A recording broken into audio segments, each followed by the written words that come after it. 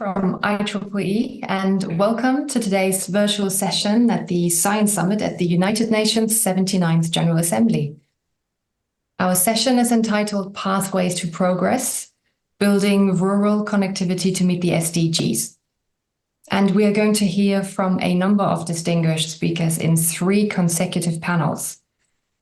Panel 1 will discuss policy and regulatory aspects of rural connectivity and will be moderated by Karen Mulberry, Senior Manager, Technology Policy, IEEE Standards Association.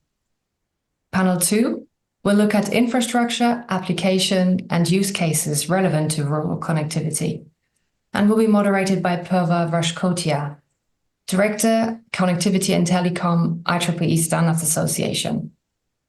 And finally, panel 3 will discuss standardization and open source importance to rural connectivity, moderated by Josh Gay, Senior Manager, IEEE Standards Association, Open Source, Community and Infrastructure. Today's session will be recorded, and the recording and the presentation will be available afterwards for sharing. For questions, feedback, and comments, please use the chat box. The panel moderators will address your questions during the Q&A. And with this, I would like to hand it over now to the 2024 IEEE President, Dr. Thomas Coughlin, for his keynote address. Over to you, please, Tom. Thank you. Sure. Are you sharing the presentation? I am indeed, yes. Okay, good. Hi, folks. So I'm Tom Coughlin, and I am the IEEE President and CEO this year. And it's great to have the opportunity to talk to you briefly today. Next slide. IEEE is an international organization, and we are dedicated to a clear and simple mission, which I can abbreviate it as advancing technology for the benefit of humanity. And one way we do this is by helping our members and also the general public in order to understand how technology can be used to solve important problems, improve standards of living, and provide solutions to such critical issues as ethical and sustainable design, climate change, reliable energy, and to bridge the digital divide in order to connect the unconnected. Next slide. IEEE is a professional home for the world's technologists and professionals involved in all aspects of the electrical, electronic communications, and computing fields, and across the related areas of science and technology that underpin our modern civilization. We have over 160,000 members in over 190 countries. And our members include electrical electronic engineers and the technologists from fields in computer science, information technology, as well as those in physical and applied sciences, biological and medical sciences, mathematics, as well as those advancing applications and considering the implications of our profession, such as technical communications, history, education, management, law, and policy. Our worldwide membership, again, is the heart of who we are, and that includes more than 171,000 student members.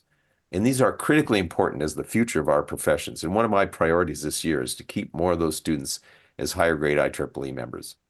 And as a global network, we provide unique opportunities to connect experts and to shape cutting-edge research around the globe, and we work to foster and grow top technical talent worldwide. IEEE is a world-leading publisher of trusted, high-quality technical information, a principal organizer of international technical conferences, a leading advocate for education and engineering and computing, and a developer of widely used international standards. Next slide. While you can't see standards, they're at work behind the scenes every day, an unseen force behind technology innovation and adoption, from device to device, network to network, across borders and around the world. Almost all products, services, and technologies in use are created, connected, or enabled in some way by standards. Collectively, the work of the IEEE Standards Association drives the functionality, capabilities, and interoperability of a wide range of products and services, which transform the way that people live, work, and communicate. Standards enable technologies to work seamlessly, fostering smooth operations across industries and markets, and help to build consumer trust. Next slide. IEEE also plays a vital role in shaping our profession and our communities through our contributions to the larger societal conversation on critical matters and through our engagement in informing public policy. IEEE's public policy activities seek to leverage the knowledge and insights of our community to provide governments, NGOs, and other public and private organizations, as well as the public at large, with accurate information and recommendations to address technology-related public policy issues from an international perspective. Next slide. I truly believe that one of the most important applications of technology is to improve people's lives. For those in underserved regions of the world, technology can improve educational opportunities for children and adults, provide better health care, alleviate suffering, and maintain human dignity while connecting people to ideas, resources, and potential partners all over the world. Engineering professionals play a key role in the overall economic development activities of countries and regions. This includes assisting local communities in developing the technical skills needed to address their unique needs for improving the living standard and prosperity of their own people, as well as building an environmentally sustainable society. IEEE has a call to action to its communities to develop professional and educational programs supporting capacity building for engineering and technical professions in parts of the world where those resources are scarce. Many IEEE programs are focused on building partnerships with local communities, entrepreneurs, and stakeholder groups to encourage the adaptation and implementation of appropriate technology and to increase community capacity building to support local sustainability. This commitment to apply technology to achieve positive social and environmental impact is embodied in our IEEE Humanitarian Technologies Group. This is a powerful consortium of programs and initiatives across IEEE, which is fueled by a global network of volunteers and technical experts aligned with IEEE's core mission to advance technology for the benefit of humanity. It provides the convening power of the different societies within IEEE to bring together the technical and ethical framework, best practices, and tools to bridge the gaps between technical experts, development practitioners, and policymakers at a local level. Next slide.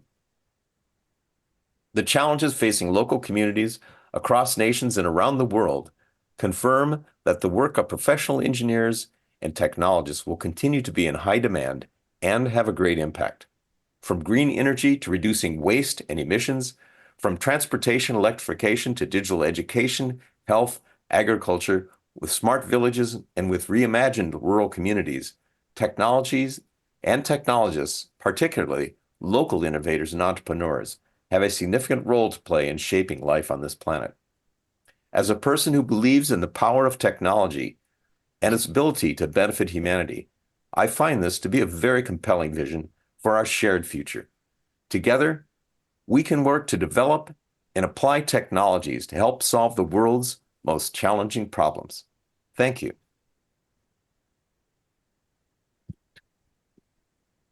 Well, thank you very much, Tom, for your keynote address. And now I'm pleased to introduce panel 1 to you, which is moderated by Karen Mulberry, Senior Manager, Technology Policy at the IEEE Standards Association.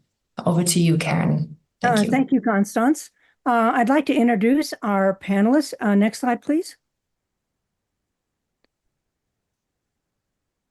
I'm a Senior Manager of Technology Policy at the IEEE Standards Association, where we serve at the intersection of technology, standards, regulation, and policy. On our panel today for our discussion on regulatory policy and what it can do to better enable connecting the unconnected, I have Dr. Andres Navarro, who is the coordinator of CNET research in health at the university, and I'm not sure I can pronounce the university's last name, so I apologize. He also has some interest in spectrum management, mobile radio planning, radio propagation, and mHealth. We also have Susan Spellman, who is Deputy Associate Administrator, Office of Internet Connectivity and Growth, NTIA, Department of Commerce.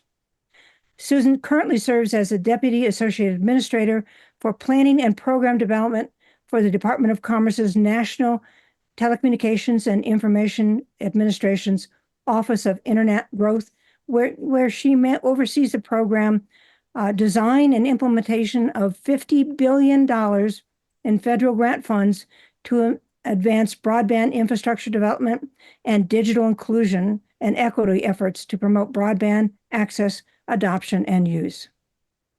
Next, we have Jane Coffin. She's Senior Advisor, Giga Project, ITU. She's a seasoned executive internet community expert. She's worked at the intersection of international technology, policy, regulation, and development for over 30 years. Currently, she's a consultant serving as a senior advisor to the ITU UNICEF Giga Initiative, which is an initiative to connect schools worldwide.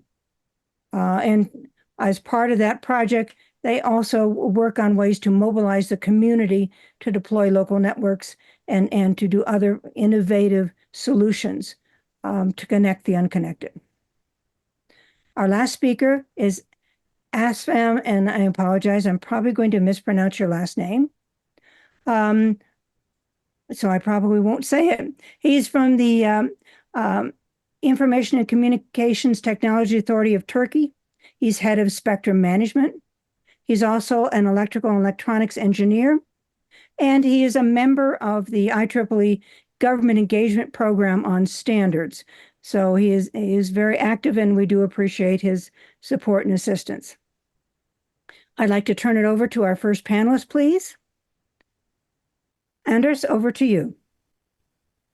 Thank you, Karen, and thank you very much.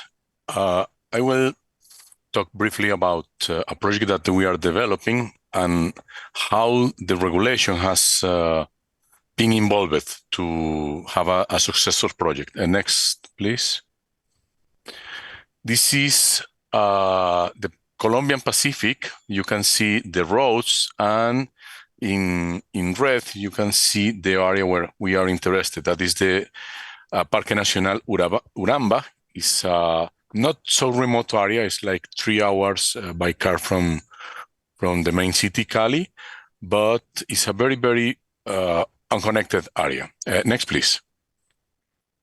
We started trying to give connectivity to these schools. Those are rural schools in the Bahia Malaga area. We have a tower in the point marked as 5, and we need to connect these 5 schools. That seems that is not so complicated. However, the propagation is a challenge. The area is a very it's a rainforest area, so it's not so easy, the propagation, so it's not possible to use traditional microwave links. Satellite solutions works, but the people is very spread, so we need probably use one satellite and then spread the signal around the community and the schools. Next, please. Those are some slides about the schools. You can see the kind of buildings and the area. Next, please. This is the other school. This is an indigenous area.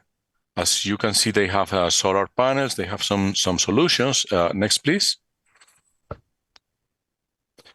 And what was the main challenge? When we tried to start with the project, we think that TV white spaces was an interesting solution. In Colombia, we have a regulation about TV white spaces since 2016. We was the first country in Latin America to regulate TV white spaces, and basically we use the model from FCC that was working at that time. Next, please. But we discovered that the current regulation doesn't work because we cannot get enough coverage. The distances are very short. The simulations give us some results, but the reality gives us a very different result because of the forest and the terrain conditions. So we were obtaining like 4 to 5 kilometers coverage, but we need at least 10 to 15 in order to be feasible economically to provide the connectivity to all these communities. So we checked the regulation, and we found that FCC already modified the regulation, also South Africa, and then authorized 10 watts with a total EIRP of 42 dBm. So we proposed to the local regulator, to the Colombian regulator, to modify the regulation to increase the power needed to provide coverage. And then we developed a project with the regulator, Agencia Nacional del Espectro, and we made some tests in the other side of the country, in the east of the country. Next, please. Then we went to Yopal, that is, as I said, in the east of the country. This is a very flat area with some mountains. You can see the main mountain chains here in the left of the slide, and you can see Yopal and all the area that we need to cover. Next, please. We deployed the system in this tower. You can see that it's a very nice place, 800 meters above the sea level, and a very flat terrain. Then we have all the team from the regulator, the mobile spectrum monitoring system, the drone system, to check all the possibilities of interference with TV systems, because we have near the place where we install the system some TV transmitters. So we have a very nice place to make tests. Next, please. You can see here that we went in different places, like 30 to 50 kilometers from the transmitter. We get coverage, we test different power levels, we test different interference conditions, we test connectivity, transmission rate, and all the parameters we can test in areas, in rural areas, not so near to Yopal, and also in some towns in the city, as you can see in the picture from the right, with the mobile monitoring station from Agencia Nacional del Espectro. Next, please. And after the Yopal, we make some local tests in the laboratory. We make a conducive test. We use laboratory TV transmitter. We use in Colombia the DVB-T2 standard, and then we use different TV white spaces signals with different powers. Finally, and next please, the result of all this work is the modification of the current regulation in Colombia that is issued this year, February this year. Now the power spectral density is this. The EIRP max is 51.8 dBm, is perhaps the highest power authorized in TV white space regulation currently in the world, because it's not only the power spectral density, also is the maximum antenna gain allowed, because we demonstrate to the regulator that it was possible to increase the power without interfering TV, and also get better coverage to rural remote areas and provide internet connectivity in rural areas up to 60 kilometers. In Buenaventura, we currently have coverage around 15 kilometers. That was what we needed. And now we are providing internet in rural communities where 2 years ago was not possible, because technically was very complicated and economically unfeasible.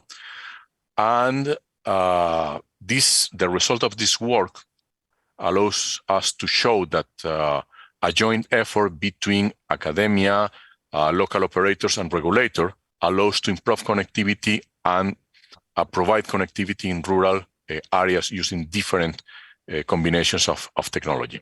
In the lower part of the slide, you can see the current South Africa regulation and compare with us.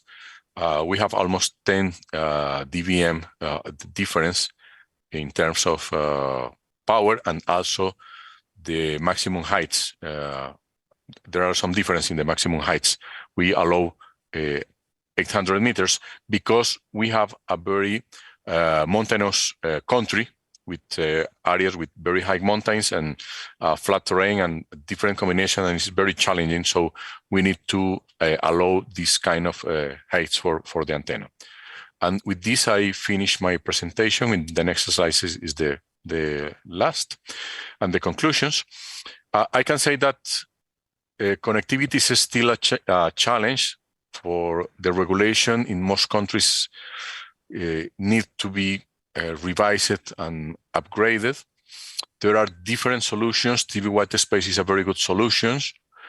IEEE have different standards for TV white spaces, but need to be revised and updated. And also we can think on lower bands, not higher bands. That is the trend now for connectivity. For coverage of rural areas where these LEO satellites are not necessarily a good option or not the best option, we need to have different options and need the regulations to allow to use different lower bands like VHF or UHF in TV white space model or other spectrum sharing models. The coverage in tropical forests is very challenging. We already tested and have evidence that this is quite challenging, and most propagation models available in ITU recommendation and in other documents are not necessarily accurate to calculate coverage. So finally, we need innovative policies and regulations in order to improve coverage and connectivity in these remote areas. Next, please. So thank you very much. And with this, I conclude my presentation. Yeah, thank you very much, Anders. And now, Susanna, over to you. Hi, everyone. Thank you for inviting me to speak to all of you today. I'm very excited to share with what we are doing here in the United States. The Department of Commerce, that's who I work for, is one of the administrative agencies within the U.S. federal government. And we have a small office called the National Telecommunications and Information Administration, which serves as the key advisor on telecommunications and internet policy issues to the White House and to the broader administration. So my office within NTIA, the Office of Internet Connectivity and Growth, is now overseeing and managing and implement over $50 billion in grant funds to help make sure that everybody in the United States has a broadband connectivity and to help to promote meaningful broadband adoption and use. There were two recent in the last 4 years, legislations that were passed, the Consolidated Appropriations Act, and then the very large Infrastructure and Investments and Jobs Act, which gave us all of this money to invest across the United States to make sure that everybody could get online. And we call this Internet for All. Next slide. So this is how this math totals up to $50 billion. So in December of 2020, so on the heels of COVID starting, we were given $1.6 billion to implement very focused grant programs. $1 billion for the tribal broadband connectivity program. So this is eligible just for tribal communities and tribal lands and its broadband infrastructure, as well as planning and adoption and use projects. We got a very small program, small compared to what we have now later down on this slide, $300 million for specifically for last mile broadband infrastructure. And then another really innovative program, the Connecting Minority Communities Pilot Program, which was just under $300 million. And it's focused on funding historically Black college and universities, tribal college and universities, and other multicultural serving institutions for the purposes of purchasing broadband access, training to their communities, et cetera. The thought and the premise is that these anchor institutions, these universities can help expand broadband infrastructure and adoption and use within their broader communities as well as on their campuses. The big programs that we have now, that was passed in the Infrastructure Investment and Jobs Act, and that was in November of 2021. The big one, the $42.45 billion program, the BEAD program, Broadband Equity, Access, and Deployment. So this is a formula grant program, and actually I'll get into deeper dives on those 4 lighter programs, but let me just tick through these other 3. In this investment and Infrastructure Investment and Jobs Act, we got an additional $2 billion to add on to the tribal program that we had gotten a year prior. And then another really innovative program, the $2.75 billion for digital equity. And this is 3 different programs that are really focused on adoption and use. And it's also focused on certain populations within the United States that have traditionally been slow to adopt broadband and use broadband. And then also $1 billion for middle mile. So, most of you on this call hopefully are somewhat familiar with telecommunications infrastructure. When you hear last mile, if you think it's like an analogy to a road, last mile is, that home, that street that's coming down to your home. Middle mile are like the big highways that connect to those communities and those homes downstream, and also to big data centers and internet points of presence. So it's another big piece of the Infrastructure Investments and Jobs Act, and also very important for expanding broadband. Next slide. So this is just a really good snapshot of the 4 big programs that we got as a part of the Infrastructure and Investment and Jobs Act. We also call it IJA. We weren't the only federal agency or group that got money. There was $65 billion actually given focused on broadband in IJA. $48 billion for us, but then also they gave $14.2 billion to the Federal Communications Commission. That's the regulatory telecommunications and information policy regulatory body within the United States. And they are using that money they use that money for the Affordable Connectivity Act program. This was recently in the news, but sadly, that money has all been expended and used already. There was such great demand for this subsidy program for low-income households to be able to receive a $30 coupon towards their broadband infrastructure access. And even greater was that a lot of the service providers lowered their prices to just $30, so it was effectively free, but it's out of money right now. So we're hoping that in the future, there could be additional funding made available to that. But that was a very obviously popular program, and funds are all expended.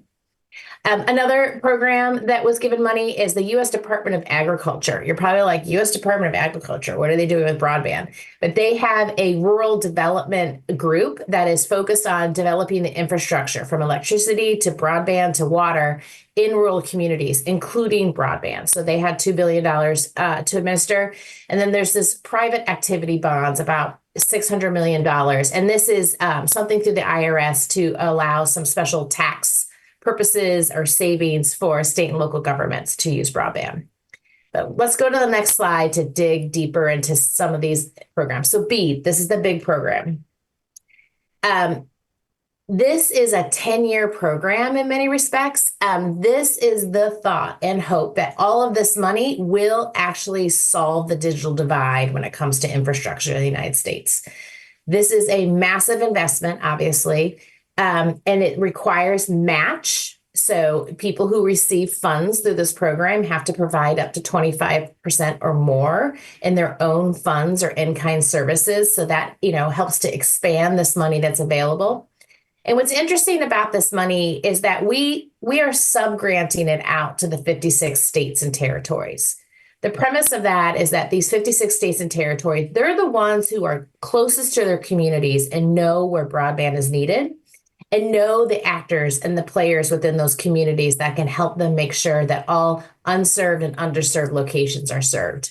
So this is also, you'll see this timeline. It's a long timeline. It's a 10-year program, and it's a very deliberative and strategic process that the statute that Congress enacted for the BEAD program. there's a lot of intentional planning and strategy that's being done, us working closely with the states. And right now we're at a phase where we don't even have any broadband deployed yet. And it's almost 3 years since the legislation has been passed. And some people will say, gosh, why don't you have broadband deployed yet? If you're going to actually close the digital divide, you need to take the time to be strategic and smart. Use data, use good maps to find all the unserved and underserved locations. Make sure you're engaging in your communities to talk about what are those locations that are unserved and underserved. What are some of those barriers and challenges to broadband deployment in those locations? So the first couple of years of this program, we gave some like starter feed money to each of the states and their state broadband offices to start having those very intentional conversations with their communities and their service providers, local leaders, nonprofits, community organizations, et cetera, to understand where do we need the broadband? What are some of the challenges we have? It could be labor, it could be supply chain, it could be permitting and environmental regulations. We're hoping that each state will work within their communities to understand where they need to deploy the broadband, but also understand how to most effectively deploy it and in the most expeditious manner as well. So right now we're at a point where everybody is submitting to us their initial proposals and we're approving those. And these initial proposals are actually the state and territories' plans to subgrant the money. And so they'll run their own little grant programs within the states, and they'll start doing that in the next year, and then hopefully shovels in the ground by the end of next year. So the money, this $42.45 billion, it was allocated to the states based on a specific formula. And I think the next slide might get into that. Let me go to that, jump to that next slide.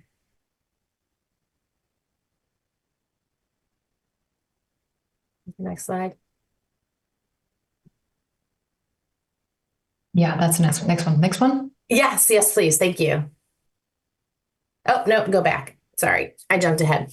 That is debate. The amount of money that a state receives, so go back to BEAD, is based on how many unserved locations are in that state. So you could imagine big states like Texas and California, who have a lot of unserved locations, got the most money. And smaller states or territories got like less money. So it was very much population as well as driven by the amount of unserved locations. And we used location-based data for mapping purposes to understand how many unserved and unserved locations. This is the first time we've been able to really get precise data to help figure out how to best allocate those funds.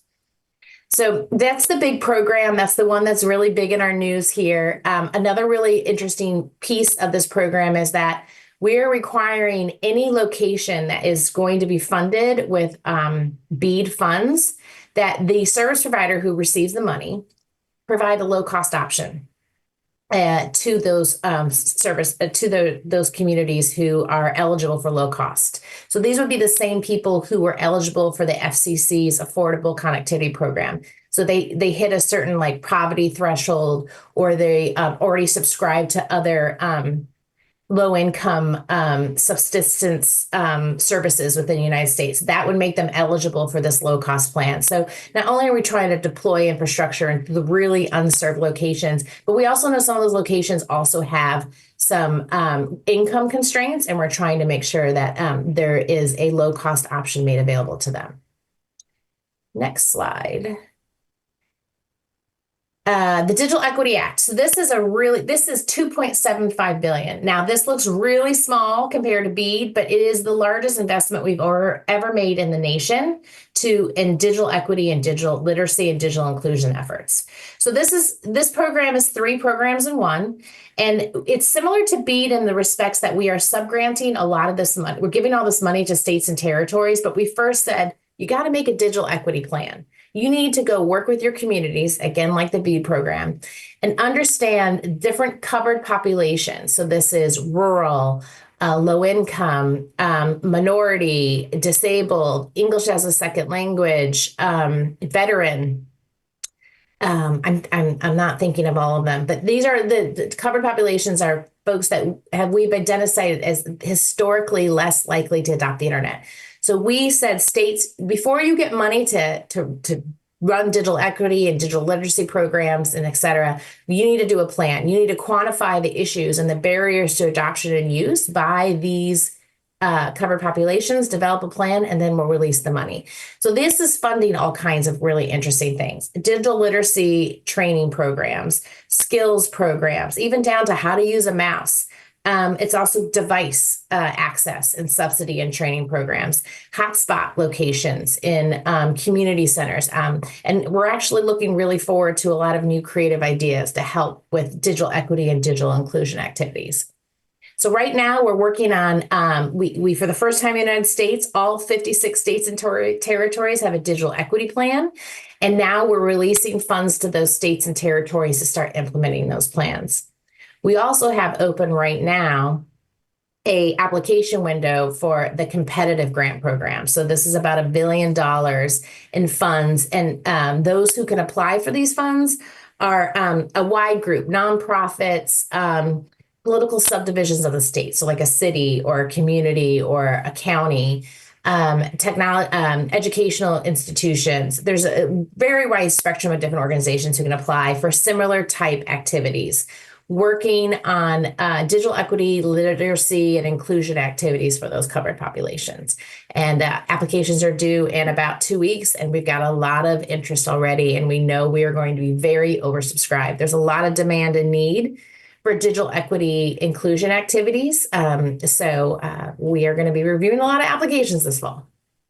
All right, next slide.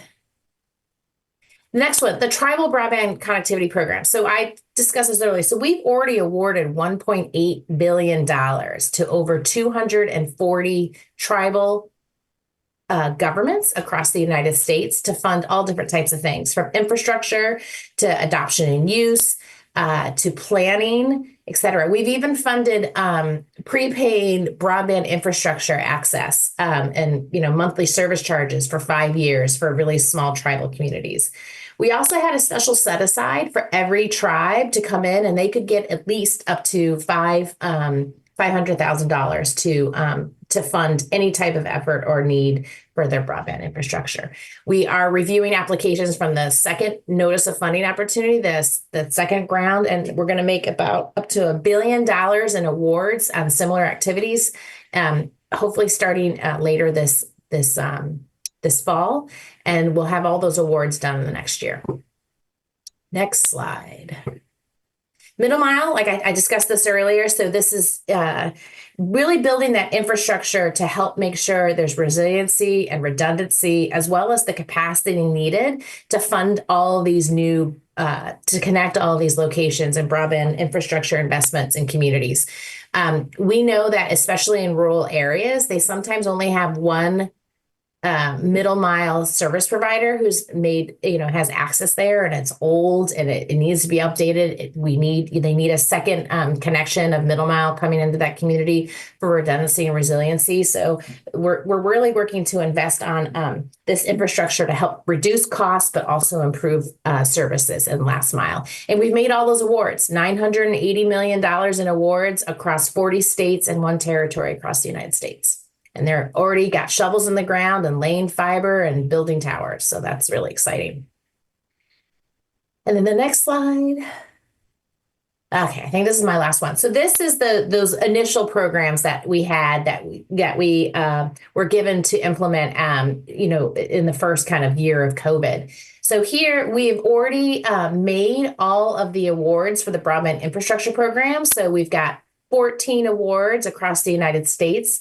And we are going to be building up to over 100,000 locations, last mile broadband. And folks already got shovels in the ground and deploying and actually having service. What's really exciting is that where we've invested, they've had like 80% take rates on their service that we've built out to them. So that's really exciting. There's clearly a demand for improved broadband.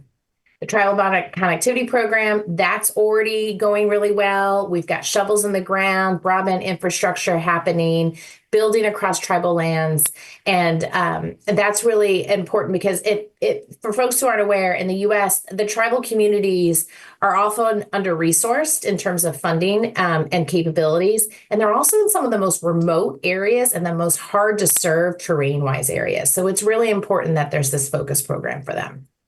And then the Connecting Minority Communities pilot program. So this is really an exciting program. It's just deploying, working, helping to give funds and opportunities for these colleges and universities that are focusing on minority serving institutions to really work with their communities, expand infrastructure, expand access, expand inclusion activities. So it's really exciting. And I hope in the future we get some more investments in this because it's a really interesting model. But nonetheless, we have so many different programs, but if you notice, and hopefully they all interlay with one another and they all create a way to connect the entire United States. So we're really excited that we have the honor and opportunity to implement all these programs. It's a lot of work and it's hard, but it's so exciting to be able to maybe finally be able to close the digital divide, hopefully by 2032.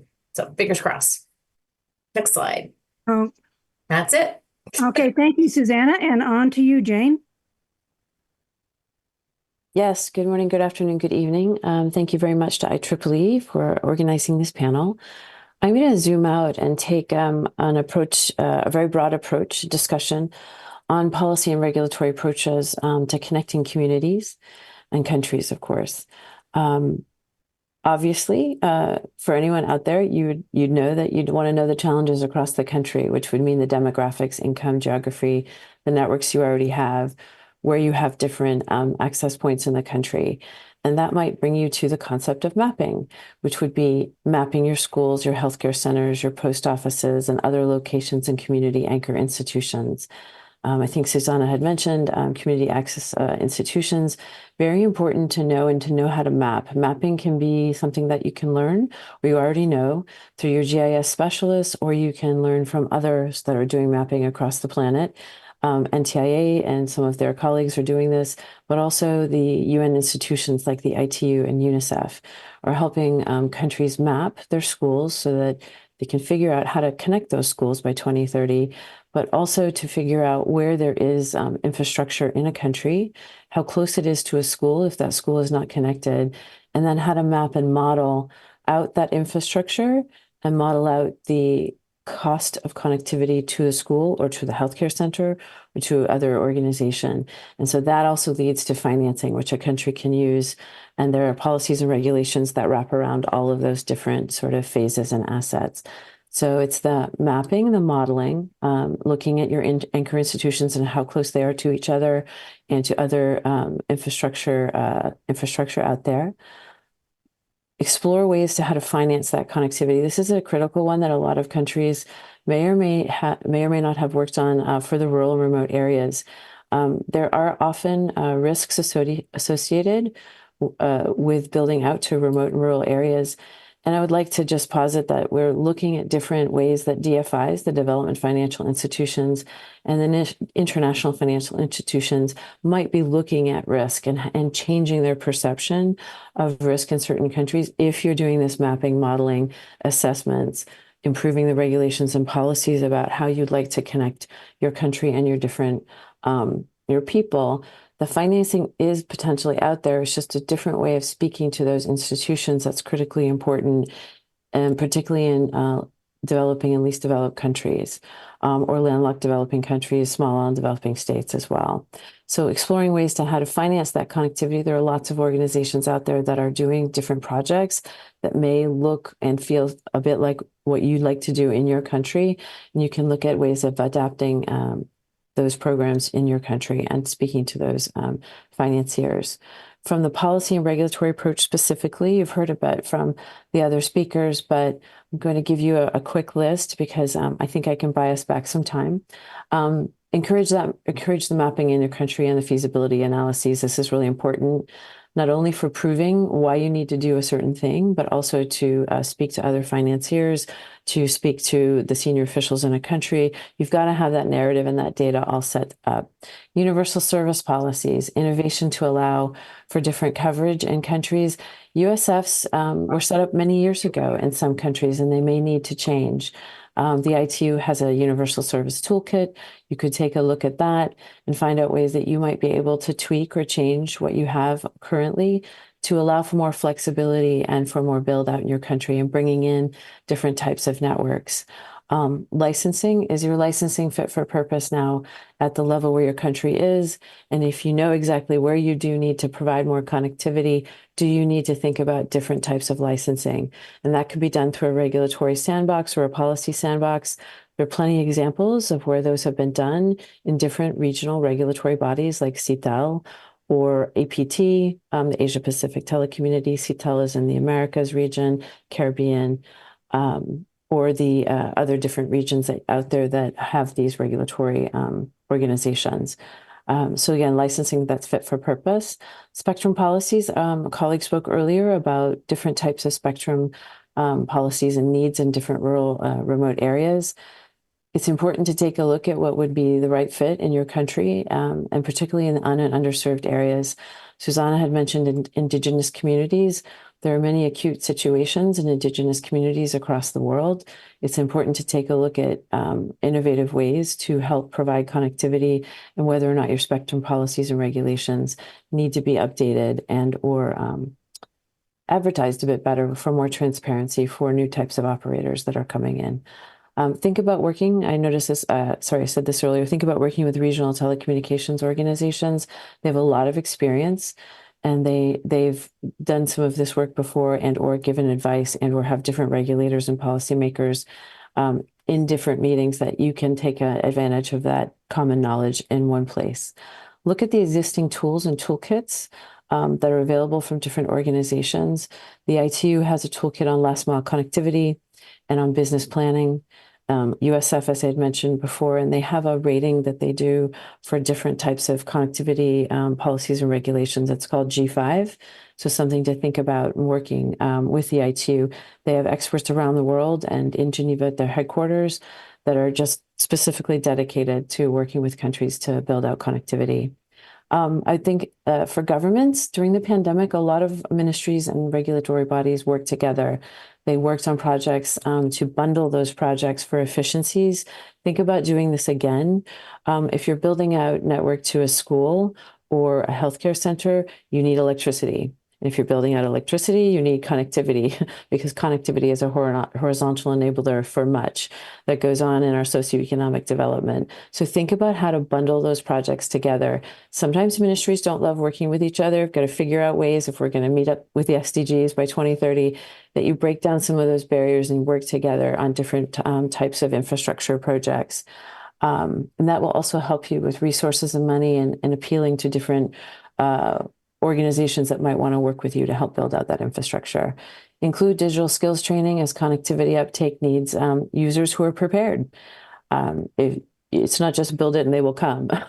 So there's a lot that can be done through lots of different organizations. I'll give a shout out to one, the National Digital Inclusion Alliance. It's in the United States, but they've got great programs and handbooks that can be disseminated and adapted globally. Cybersecurity, critical. Think about that as far as the networks are concerned, and preparation of those networks. And of course, if you're building out data centers to house all the content, internet exchange points and other, you're going to need to think about cybersecurity. Think about the connectivity value chain and look at customs issues. I used to say in a past life when I worked at the Internet Society that if the equipment's sitting at the border or in a warehouse, it's in jail. You need to liberate that equipment and you make sure it comes into the country easily, and that you can disseminate that equipment easily when you're building projects.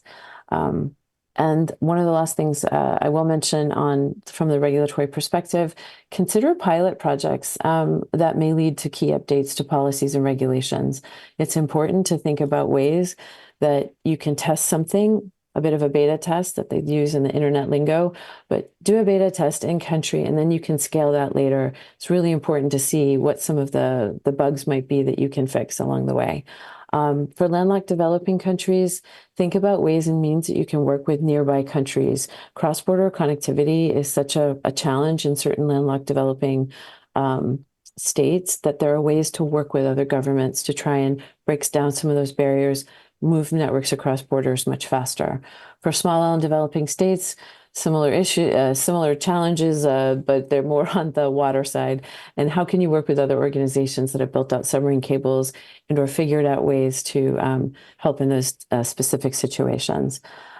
Check in with organizations that have already worked with Indigenous communities. There's lots of knowledge out there, and there are organizations that are doing specific local training for local people to train local people for local skills development. And again, just know that there are UN organizations out there as well that are helping, from the ITU to UNICEF, UNDP, and others. UNGA, in general, brings a lot of this together. And consider working with stakeholders like IEEE, the Internet Society, the APC, the Association for Progressive Communications, and others to help you find ways and means to help build out that local and connectivity. I'll stop there because I know there are other speakers in line, and that there'll be some Q&A. So back over to you, Karen. Thank you very much. Thank you, Jane. And our last speaker for this panel, Aspen, over to you. Thank you, Karen. And good day to all. I'm Afşin Büyükbaş, Head of Spectrum Management from the Communications Regulator ICTA of Turkey, which is the first sector-specific regulator, and it was founded in the year 2000. I'd like to make a brief presentation about the policy and application in Turkey for enhancing rural connectivity. Next slide, please. To begin with, in Turkey, mobile communication services are provided by 3 mobile network operators and MVNOs within the licenses that are granted by Information and Communication Technologies Authority. The 3 mobile network operators are obliged to cover all the settlements that have a population more than 1,000. This coverage is inspected by ICTA, and at the moment there's more than 90% population mobile broadband coverage in Turkey. On the other hand, the coverage of less densely populated areas which are not deemed commercially attractive by the operators are handled under the Universal Service Law. The law authorizes the Ministry of Transport to designate the universal services and infrastructure to meet the needs of the citizens that do not have access to the communication services. In accordance with an amendment in the law, the ministry has recently transferred its powers regarding the universal service transactions to the regulator ICTA. At the moment, universal services comprise of fixed and mobile telephony and internet access services, payphone services, emergency services, and ICTA also can add more services to this list. Next slide, please.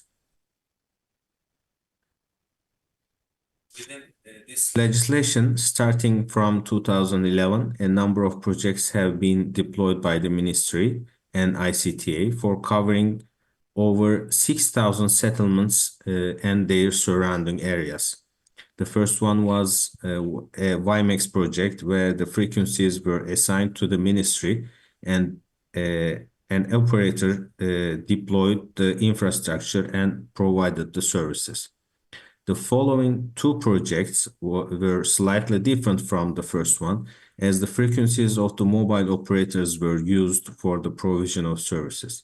Therefore, the optimum use of scarce resources were ensured. Next slide, please. The 4th project was completed by ICTA, but followed more or less the same method with the former one. In addition to the project so far, in accordance with the license conditions of the mobile network operators, the ICTA has the right to request from the operators to cover 18 settlements in total per year, taking into account the urgency of the coverage requests received from the public. Next slide, please. The infrastructure deployed for universal coverage has the capability to provide services of all 3 operators through active RAN sharing. In settlements that have difficulties in supplying fiber or microwave link connection, Turksat links are used for the backbone transmission. And this infrastructure belongs to the government. Next slide, please. Here you see the distribution of the universal service stations, which are now more than 6,000. over Turkish territories. And next slide.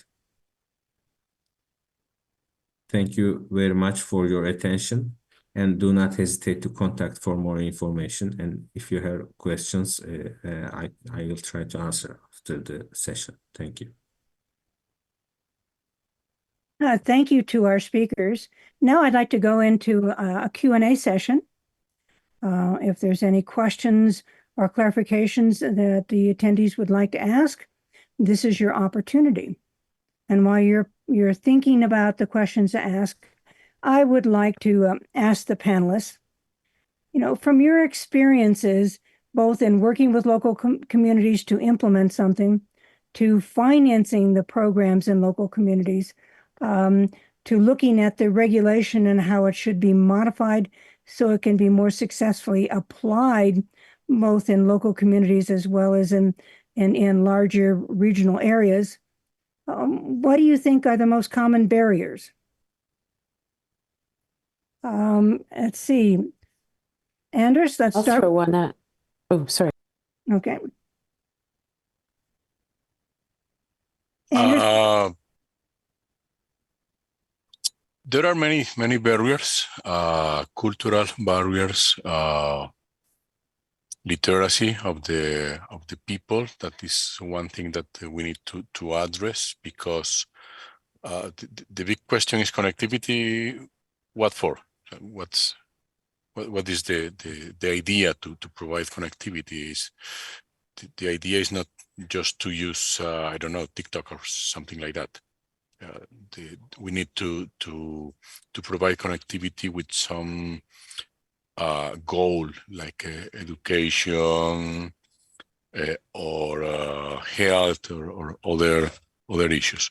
And the second thing is not necessarily regulation, but sometimes to deploy infrastructure is not easy, because there are some restrictions to build towers or to deploy optical fiber, or not necessarily telecommunication regulation. That there are many regulations involved in the deployment of communication services. So it's a joint work between many entities, local governments, regional governments, national government. So we need to address all these things, and maybe at least in my country, we need to coordinate many people, because there are differences in regulations in different municipalities, for example. So sometimes we find difference between one town and the next town that is just a few kilometers away, and the regulation is different. So this is one of the issues that we need to address many times. I think that is the main issues. All right, thank you. And Jane, what do you think are the key barriers? I was going to say it's language at times, knowing the language and the lingo, and also knowing the rules and regulations and policies. If you don't know how some of the financial and donor organizations will say a certain thing or what they mean, it can really lead to certain barriers to you having a more expeditious process and project. And as the colleague before, Andres, had said, it's the rules and regulations and policies, knowing what they are, how they work, how they apply to you, what you need to do. It can save lots of time if you work with people who are in the know and know how to work with those agencies and different ministries. Okay, thank you. Another question I have, this is for Asvin. Do you have any plan to change any of the regulation or procedures or applications to support rural connectivity? Thank you, Karen. Yes, actually, we are planning to update the method of deploying rural connectivity infrastructure. At the moment, the universal service infrastructure belongs to the ministry, which is a governmental entity. So this creates some difficulties sometimes. For example, regarding the setting up, maintenance, or upgrade of the system, for example, from 4G to 5G, in the same pace with the commercial networks. it's not as easy or quick as the private sector to make procurement for a governmental infrastructure. Secondly, as every project is done for a limited time period, a project infrastructure might have to be transferred from an operator to a new one that wins the next auction for the next project period. This limits the competition in the universal service auctions. So therefore, we are studying on other alternatives. For example, transferring the current infrastructures that have been built that belong to the government, transferring these infrastructures to the operators through a one-time auction, and additionally increasing the number of yearly coverage requests or requirements to be made by the regulator. Of course, this requires a new condition in the operator's licenses. As we have started the studies regarding the granting of 5G licenses in Turkey, we are planning to overcome these difficulties in the new license conditions. Thank you. Thank you. Susanna, any of your thoughts? I think everyone kind of spoke a lot of the things that, some of the challenges and barriers that we have in deploying our programs. There's some regulations that happen at the state or even the federal level that you have to navigate. Environmental considerations when you're, moving any ground, permitting, getting access to rights of way, but also supporting your communities who are engaging with your programs, helping them understand the programs and why they're important to them. And then helping your grantees also navigate all the requirements of managing federal funds or also supporting their deployment of projects. We have a big technical assistance program that we're trying to help people understand how to work with us and how to do their projects successfully. So everyone hit on a lot of the key things that we're facing as well. It really is so multifaceted. It's not just technology. It's much more complex than everyone thinks it is. I wish it was easier, but it's not. All right. Well, thank you very much. I'd like to thank our panelists. You provided some great insight into the opportunities that are out there. Some of the things that you can use to provide that connectivity in terms of financing and mapping, some suggested toolkits, people to work with, as well as some of the hurdles to deal with when you're in a regulatory and policy environment that you might have to relook and revise as you move forward. All right, Constance, back to you for panel number 2.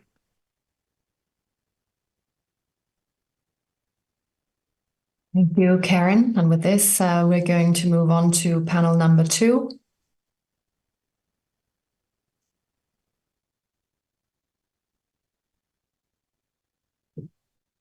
Thank you, Constance.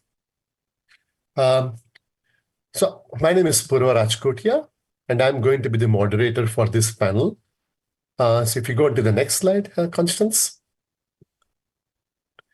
So I lead basically the connectivity and telecom practice within IEEE SA, and the vision for that practice is to realize a robust, responsible, and affordable connectivity to serve the unconnected as well as the underconnected population of the world, and at the same time understand the ever-increasing data, innovation, and economic goals across the regions. Right till now, we have around 10 different programs that are incubated within the practice. And I think I was actually very privileged when I got this opportunity to moderate this panel, because these are some of the areas that are very near to me, which I'm going to be discussing with the panelists over here. So the first panelist we have, he's actually from Kyrgyzstan, Mr. Talent Sultanov.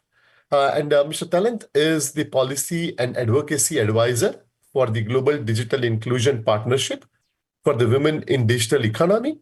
And he is also the co-founder for the Internet Society Kyrgyz chapter and a member of the UN Secretary General's Multi-Stakeholder Advisory Group for the Internet Governance. So welcome, Mr. Talent Sultanov. The second speaker we have on our panel is Mr. Valentin Kravchenko. He is the CEO of the greybox.ca. He is pursuing his PhD in bioethics and is the founding officer of the board at Canadian Bioethics Society. He is also the president of the board of directors at Lupus Informatic and is also a very active member within IEEE. The third panelist that we have is Dr. Rajkumar Upadhyay. Dr. Rajkumar Upadhyay is the Chief Executive Officer and the Chairman of Board for the CDOT, which is the Center for Development of Telematics in India. Dr. Rajkumar Upadhyay has an illustrious career that spans 3 decades of technical expertise and leadership in telecom, information technology, defense, and broadcasting sectors. He is also very influential in terms of the governmental regulations and policies when it comes to broadband connectivity within India. He is also involved in many different organizations within India, including Telecom Standards Development Society of India, which is TSDSI, the Broadband India Forum, BIF, Telecom Export Promotion Council, TEPC, Telecom Center of Excellence, TCOE. And Dr. Upadhyay is also one of the founding member of the esteemed Bharat 6G Alliance, which is focused on the next generation of the connectivity and telecommunications. So with this, I welcome all the 3 panelists to this particular panel, and I would start with Mr. Talant, if he could do his presentation or share his views on the topic that he is going to be talking. Thanks so much, Purva, for the kind introductions. And let me get started with my presentation. Since this is next slide, please. So since this is a science summit, I wanted to start the presentation with a quiz, but you can actually see the response already, and it will probably save us time. The question was, where is the world's longest line of sight? And this question is very important for initiatives like the ones that we are discussing today, because lines of sight allow us to connect very remote communities. And when discussing this question with Jane a few years ago, she said that, oh, you know what, you should meet these scientists who are based in Trieste at UNESCO's International Center for Theoretical Physics, who are doing world records on connecting long distances. And now, thanks to that introductions, we are doing a very important project here in Central Asia, about which I will share a little later. Next slide, please. So on the yes. So the response is that the longest line of sight is actually in Central Asia. And when I heard about this question, I thought maybe it should be Mount Everest, but then I realized that there are high mountains near it, so it won't be the longest line of sight. So in this case, a mountain peak Dankova in Kyrgyzstan.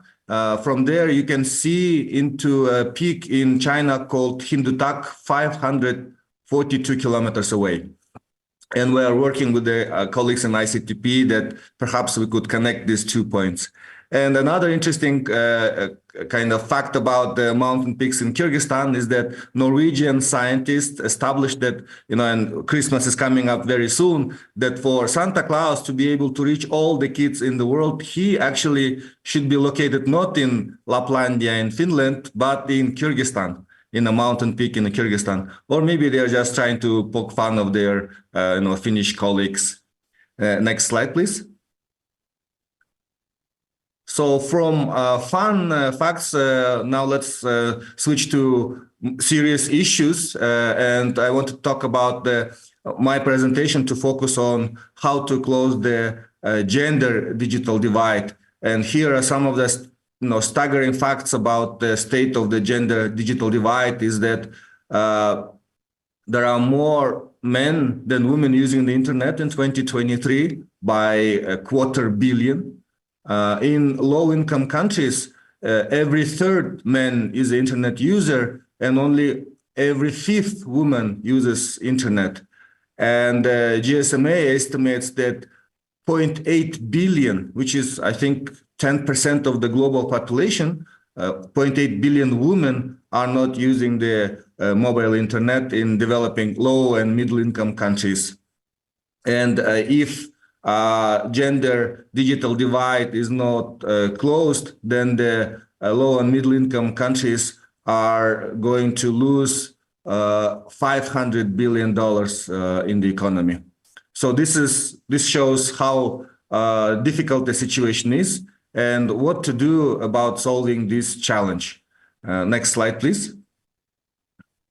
And Karen was speaking about barriers to connectivity, and here I wanted to talk about the barriers to closing the gender digital divide. And also I wanted to mention about the new initiative. Susanna mentioned about the US government's initiative to connect in the US. And also US government launched an initiative called Women in Digital Economy Fund, USAID, together with Bill and Gates Foundation, with the goal of narrow the gender digital divide. And this initiative is implemented by a consortium of organizations, including a Global Digital Inclusion Partnership, where I am involved, and GSMA and CARE. And this initiative identified 5 areas where it needs to focus. It's access and affordability, relevance of products and tools, digital literacy and skills, safety and security online, as well as lack of data and insights. And several of the speakers before me mentioned about these parameters. Next slide, please. And in my presentation, I wanted to share with you the use cases from Central Asia of how we are trying to tackle these barriers. And in this picture, you can see a mountainous region in Kyrgyzstan. It looks, could be similar to what Andres shared earlier. It's very mountainous as well in Colombia. The only difference in our case, we are landlocked. And Jane was speaking earlier, the challenges that landlocked countries are facing with internet connectivity. And if you are a landlocked mountainous country located in a very difficult climatic condition, the challenges of connectivity become even more difficult. Next slide, please. So we're speaking of the 5 barriers. I wanted to share some of the use cases. One is the access and affordability. And here is a picture from a location called Zardaly in a very remote area of Kyrgyzstan, where we built a Zardaly community network. And the way we came to this village was during the pandemic. The government shut down all those schools and required them all to be online. And the kids, and it says there are 20 villages in Kyrgyzstan which have no internet, and there is no way to connect them at the moment. So the government says, yes, we will connect them maybe a little later, but the kids had to still stay at home, and basically they had no access to education. And we decided to find the most difficult, the most remote village to demonstrate that it is possible to connect these kinds of locations, and together civil society organizations like ours, with the support of the government, in collaboration with the private sector, with funding from international donors, we connected such locations to the internet. And what's really interesting about this project now is that when they had no communications, we would hear about this village maybe once in 10 years, and they have no road, no electricity, no TV, and they had no internet. Once they've been connected, the villagers, the first thing they did was to record videos about the situation in their village and send them to the president, to the prime minister every week. And now we hear in the news every month that something is being developed in this village. And the president of the country in his personal social media made a promise that the Zardaly village would be, there would be a road built, there would be electricity. So the internet connectivity brought more social and economic development. Next slide, please. The second challenge is related to the relevance of the, you may have internet in your location, but the content in it may not be very much attractive to it. So when we delivered the internet in the MOX devices to unconnected villages in Kyrgyzstan, we realized that we could fill the hard disks in these Elimbox devices only by 1/3 with content in local language. This showed us the challenge that the communities that only speak local languages don't really have a kind of interesting or relevant information for them. So we started to build a kind of develop a content in the Kyrgyz language. And we adopted a lot of international practices. And one of the interesting cases we used was the GSMA's mobile internet training toolkit, which we translated into Kyrgyz language. So now this toolkit is translated into maybe 10 or 12 languages, and one of them is a very, let's say, small, obscure language like Kyrgyz. And I think my colleague in the panel, Valentin, will talk about this internet in the box approaches we had earlier discussions about and sharing experience too. Next slide, please. So you may have internet connectivity, you may have the relevant content, but you also need the digital skills and literacy to be able to maximize the benefits that internet can bring you. And in that regards, in Kyrgyzstan, we launched a project called Sanarip Insan, or Digital Citizen, for targeted especially for women and youth in rural areas, so that people living in remote communities could improve their social and economic status through the digital tools and services that are available online, digital tourism, e-commerce. And this project showed us that by providing simple trainings in basic digital skills and literacy, the incomes of the people living in rural communities grew by 2 times, 3 times, and it unlocked many, many opportunities for youth and women in rural areas. Next slide, please. Another important aspect, in addition to connectivity, is safety and security. Here, we are always keeping in mind that we have this responsibility, since we are connecting many communities to the internet for the first time. They can be very trustful that everything they see in the internet, they can believe. And so we make sure that in addition to connecting the communities, we also train them in digital cyber hygiene trainings, so that they would be aware that there are opportunities, but there are also potential threats online. And in this case, we've been using very interesting approaches, like involving traditional storytellers to share the importance of being safe online. So, for example, they would explain in very simple terms that when you leave your house, you're going to lock your door, you're going to lock your gate, and you'll use 2 different sets of keys. Same for your mobile phone. You need to have multi-factor authentication and different passwords. So this has been a very interesting experience for us. And next slide, please. And finally, speaking of data and insights, and also I think this slide is very much relevant to the theme of today's sessions on environmental protection, sustainable development goals. We launched, so when I mentioned earlier, the scientists from ICTP in Trieste, Marco and Hermana, together we're launching or implementing a scientific project of using IoT LoRaWAN climate sensors to measure climate conditions in the most remote parts of the country, to collect this microclimate data, so that the remote communities would have access to the climate information in their particular locations, and they would be better prepared for potential disasters. And this has been a really important project for us. The Ministry of Emergency Situations is already using the data from these sensors to kind of take preventive measures. We are making this data available free through a dashboard to anybody who wants to access, and especially we are installing kind of dashboards in the mobile phones of local communities, so they would know the situation in their locations. And next slide, please. So with that, I would like to conclude my presentation. And here's a brief information about the organization which is working on closing the gender digital divide, Global Digital Inclusion Partnership, together with CARE and GSMA. And I'd like to thank you for your attention. And back to you, Purva. Thank you so much, Talent. The next speaker we would invite is Mr. Valentin Kravchenko. He is going to be talking about Internet in a Box, as Talent mentioned. So, Valentin, the floor is yours. Thank you. It's a pleasure to go after Talent. My name is Valentine, and I want to talk to you about social innovation. I think it's such a good way to talk about our ethical responsibility towards our future, and yet be very practical about how we use the technology. So, next slide, please. Over the last few years, we spent a lot of time deploying those little devices that you see here.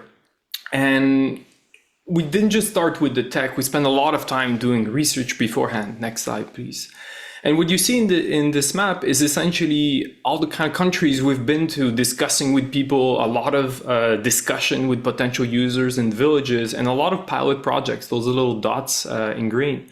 And it takes a lot of time, and I want to talk to you about concretely some of the insights that we learn out of that. So next slide, please. So let me share with you a method to social innovation, at least what we learned so far. One aspect that's important is we didn't do it alone. We are a startup, we are an NGO, we structured as a nonprofit, but we used a lot of the learning from social innovation, and we joined an incubator that definitely made us spend a lot of time doing startup lean methodologies, design thinking, human-centered design. The best thing in academia is randomized trial. We don't have time for that in the business world, so to speak, but we have something great, which is all those methods that allows us to prototype really quickly and get concrete insights from the field. And we decide to not do it by ourselves. We ask people to get involved. So for example, if you go in a village and you ask, what do you need? You might get an answer like internet, and quickly you'll start spending a lot of time thinking about how to deploy internet in that village. But if you keep asking and asking, what do you need internet for? If you ask a teacher, they might say, well, I have educational content. I love putting videos. It motivates my students. And medical workers will have, of course, a different answer. Then you realize, oh, you don't necessarily need internet as a whole. You just need access to specific resources, and you need an easy way to access something with Wi-Fi, for example. We decided to also not do it by ourselves, because there's a lot of people around us, all this kind of new generation, the Gen Z, Gen Y, they're really motivated to work in social innovation. We had hundreds of interns that joined us since 2022, and about 10% of them stayed as volunteers. We also had people just reaching us directly. Why? Because we work on social innovation projects and people want to use those skills, right? And it's one aspect that was really important, especially if you work with interns, is you cannot spend 3 months doing onboarding. You really have to do research and make that research available for the next cohort coming up. And our goal is to essentially operationalize all of that. We use Notion, which is a fantastic tool to do those things, because it allows us to keep a trace of everything that we learn, to not relearn the same things. And last thing is the sustainable part. All of that is just academia fun or engineering or even over engineering if you don't have impact. One aspect that was important for us is that most of our projects are open source. And it comes from this idea of those who worked in the field knows what happens when, not if, but when the funding runs out, right? You have to make sure that your project can sustain you ultimately, right? And we decided to make a lot of those projects open source and also work with communities so they can also adjust the content without depending on us as a bottleneck. Next slide, please. So I'll give you a concrete example. This is a small little box that we deployed, and this is just a little Android box. We didn't want to do anything custom. We really want to use what is already out there. But for most people, what they're looking into is they need Wi-Fi, and we made it compatible with whatever is Wi-Fi compatible. So even those little Nokia phones that have a fantastic battery and very affordable, it was important for us that it works with those things, right? You can have multiple users at the same time connected within about 100 meters. The more remote you are in the village, the better the connectivity is actually. And it was important to make sure it's unlimited too. We decided to make them very small because just the way they get moved around, and make sure that we can use it with solar panel or just a little portable battery that all of us use with our phones. But perhaps as important is we want to make sure that teachers or medical workers could just adjust their content. Of course, those devices these days, storage is cheap, and actually storage is cheaper than the cost of connectivity in many cases. So we said, you know, a lot of teachers have their content on a USB key. You should not have to ask us what kind of content you need. Just connect the USB key and that content will become available to your students or to your group unlimited. And one part I mentioned, social impact, is that because this device essentially works as a little server, you see a Wi-Fi, you click, there's a page that pops in and you browse it with a browser.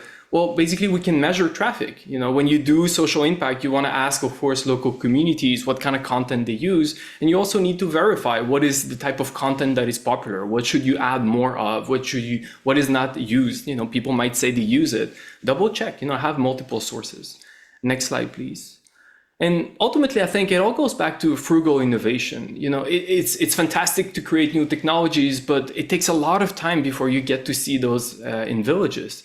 But what we can see in almost all villages is those little inexpensive Android phones, this refurbished economy where people readjust this phone, repair them. They're available everywhere. So let's make a technology that works for that. People learn how to use Windows. They often already know how to use at least some basics in the phone they have in their pocket. And out of that, we often had requests saying, hey, if I have a device, can it connect to another device? Because they're about 100 euros, so we usually ship packs of them. Could they share storage? And instead of just adding a feature, we decided to create a whole new project that is open source and say, hey, with an Android device, you have basically enough capacity.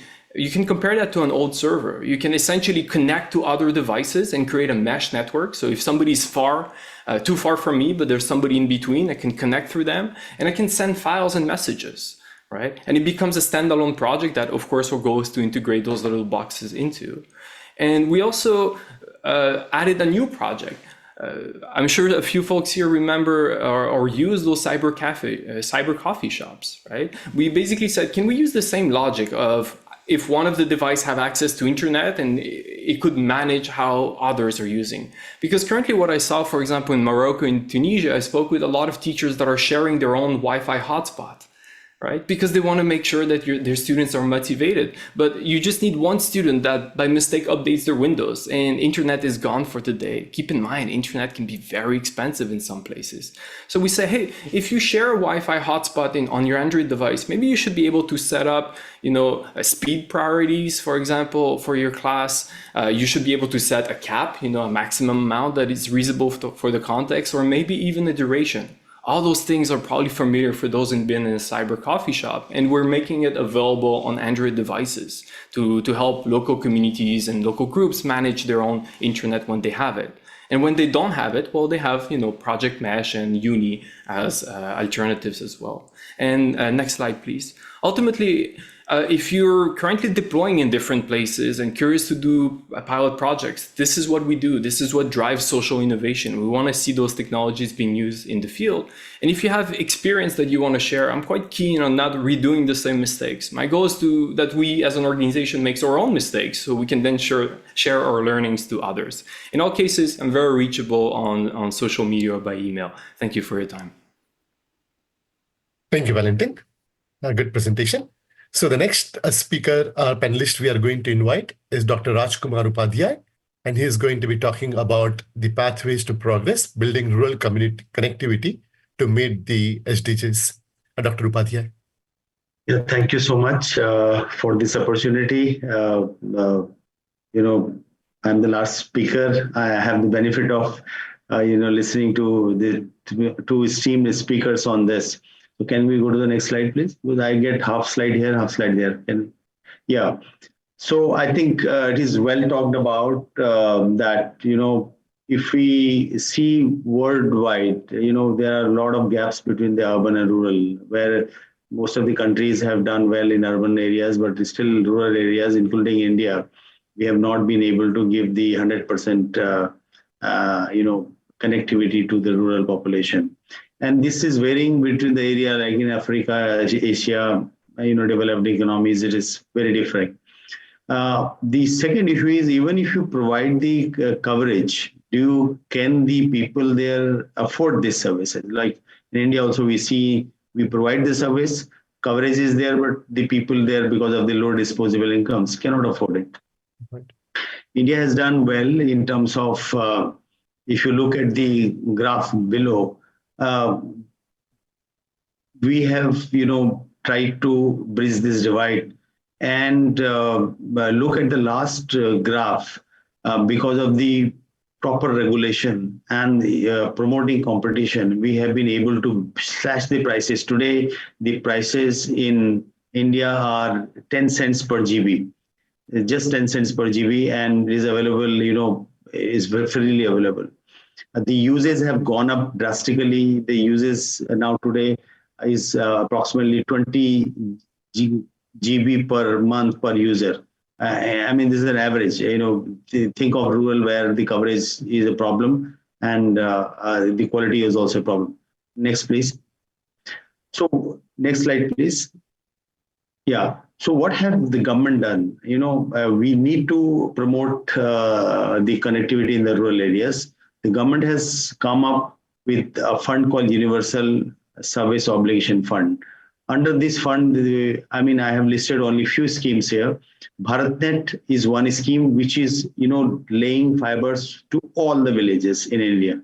The government has, government funds this project that we will lay fiber to all the villages. The second project is CTDP, where the government says, okay, if you don't have 4G connection or 5G connection in certain area, you need, the areas are commercially unviable, we'll put towers there. The government puts the towers there.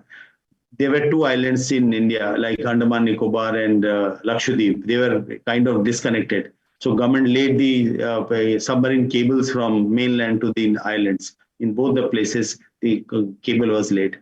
The third very important project government launched for approximately $3 billion is that there were still 25,000 villages where there was no 4G. The government said, okay, we'll put $3 billion and go to the remotest village so that we are covering 4G. At least from the coverage perspective, we should have 100% coverage. So that is the new scheme. The next one is PM WANI scheme, which I would like to say, this is a public Wi-Fi scheme. I think I was listening to the previous speaker where they said that cyber cafe kind of thing. So PM WANI actually does that work. It is a framework wherein your Wi-Fi can become a public Wi-Fi, or any Wi-Fi can become a public Wi-Fi. You take control of the pricing, you take control of the bandwidth, you take control of the security. The last line is that we are proudly, I can say that CDOT, we are a government R&D center. We have developed our own 4G, own 5G. Why we did this own 4G, 5G? Apart from security perspective, it is also important. The economic perspective is important, so that we can give this technology at a lower cost, not only to our own country, to other countries also. Next, please. So next slide, please.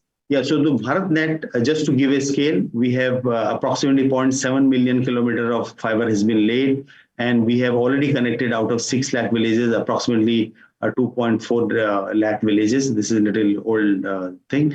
And using this project, now the government is spending around $18 billion more to connect rest of the 3.5 lakh villages. So using this BharatNet, it is definitely the commercial operators who have the motive for profit, and it's not wrong to have profit as a motive. Government need to step in, and the government steps this, and this fiber is actually given not only to villages, it is the operators or any kind of cable TV guys, mobile operators, anybody can tap onto this. Next, please. So this scheme is definitely, I would like to dwell upon a little bit, the PM WANI scheme, wherein what we did, the public Wi-Fi framework we set up in the country, wherein we took care of the security, we took care of the access, we took care of the payment, we took care of the authentication, all in disaggregated ways. So we have a scheme where the last mile, the hotspot is one guy. He connects to the PDOA, which is aggregator, which is authenticating you, which is selling you the coupons as low as 0.1 cent or 0.2 cent. Then we have a central registry which actually takes care of the whole framework, that all these entities, not connected to each other, get connected to each other and actually provide a delivery of Wi-Fi service in the country. So this is, and we are working with the, IEEE to standardize this particular framework for adopting in the rest of the world. Next, please.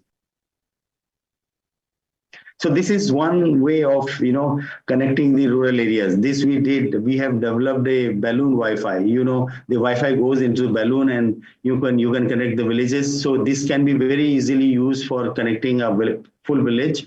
And it can also be used during disasters. It can be also used during when you have high coverage events. So the balloon Wi-Fi we found is one of the quite cheaper alternative to connect the villages. Next, please. This is another system what we have developed. It is basically if you have nothing in some place, you just take this, unpack it, and it will get connected to the satellite. You can provide the services within 100-meter voice and data services. You can, and it also can be extended using P2P of Wi-Fi. If you want to cover the next village, you can again connect a P2P Wi-Fi using this. So this is instant connection wherever you go. Maybe you go to mountain, you go to some remote, very remote areas. This can be instantly connected, wherein you can provide the connectivity within 100 meters. Next, please. This one is basically what it is showing P2P link. You know, the government of India has taken a decision that we'll put fiber in all the villages.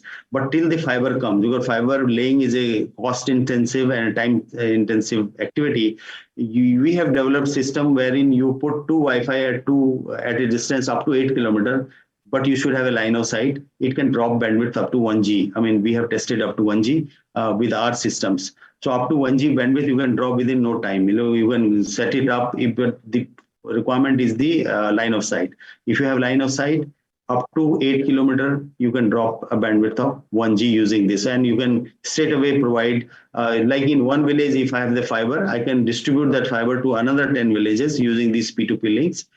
Using Wi-Fi, it is much cheaper option than Wi-Fi fiber. Eventually, we have to give fiber because of the bandwidth requirement. Wi-Fi is limited in terms of the bandwidth, but it is definitely a very good alternative to provide the connectivity. Next, please. This is another one. This definitely I would like to discuss. See, this is a scheme wherein in a block is a subunit of a district. We put a local content server, and that content server also receives 120 TV channels and 50 radio channels, and then it flows to the fibers laid and it goes to the village. So your villager doesn't require internet connectivity. It doesn't need internet connectivity. It doesn't need a data plan. It doesn't need a SIM. It only needs a Wi-Fi interface. If you have a Wi-Fi interface, all the content available at the block can be accessed on demand, as well as all the TV channels, all the radio channels can be listened to this without the need of any internet. You don't need any internet.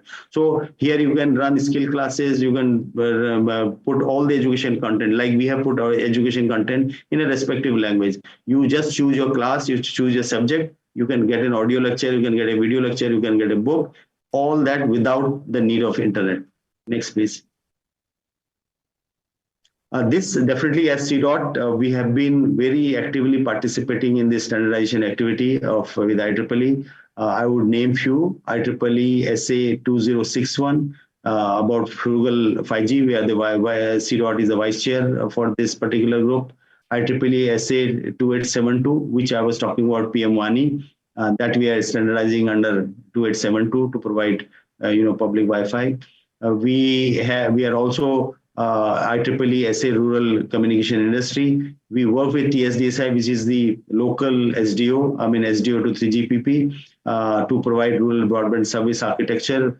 And finally, we are also the lead in the producing the WBA Rural Wi-Fi white paper. Next, which this paper talks about how do you, it takes care of a lot of these, subject aspects, what we discussed into this paper. Next, please.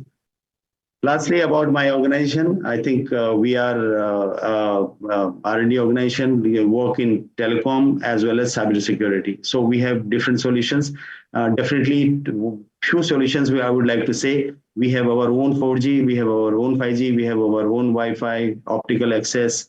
And one, I think there was a talk about disaster management. We have developed the ITU-based disaster management system, as well as cell broadcast system, which is deployed pan-India at a scale of 1.4 billion population. So thank you so much for providing me this opportunity. And I'll be happy to connect offline with, whatever we have done. This is available to anyone in the rest of the world. I think in terms of cost, in terms of feasibility, in terms of innovation, I think we'll be able to very happily sharing this innovation with the rest of the world. Thank you so much. Thank you, Dr. Upadhyay. And again, thanks to all the three panelists. I think the presentations are very insightful and very helpful in terms of understanding where we are in terms of providing rural connectivity. To that extent, I have a couple of questions actually for the panelists, and also I have a question for Tom, which I'll ask after I'm done with asking the questions to the panelists. But Tom, for Talent, in the presentation you talked about the community networks, and one of the things that we look from the industry perspective right now, sustainability is a very important aspect of any kind of solution to be deployed. Now, whether that sustainability is financial or technical or any of those approaches. So can you just talk a little bit about what is the situation there when it comes to the network or the community networks that you discussed as part of your presentation? Thanks so much, Purva. This is actually a very relevant question, the sustainability of such networks. And in Kyrgyzstan, we've launched several community networks with different financing models. So, for example, in the village that I mentioned in the presentation, Zardaly, the local authorities decided to cover the costs from the municipal budget. In other case, we had a local entrepreneur who launched the village telco, and as a social enterprise, which now became a very kind of sustainable model. The most interesting experience for us was the first community network that we built in Susamir with the help of Jane. And there we used a model where local community mobilized and built the infrastructure and rented it out to the private sector operator, who now doesn't have to make capital investments. So for the operator, it becomes much faster and cheaper to provide the services. So the operator in return lowered the price of connectivity by 1/3 to the subscribers. And plus to that, it gives back 10% of the revenues to the local NGO to be able to support and kind of reinvest the money into improving the network. The challenge that we are facing now, though, is actually the technical capacity in the villages. We have to continuously support the community because the young people, they grow up, they don't want to stay in the village, go to the capital or leave the country, and that has been one of the issues that we've been working with. And thanks. Back to you, Purva. Thank you, Talent.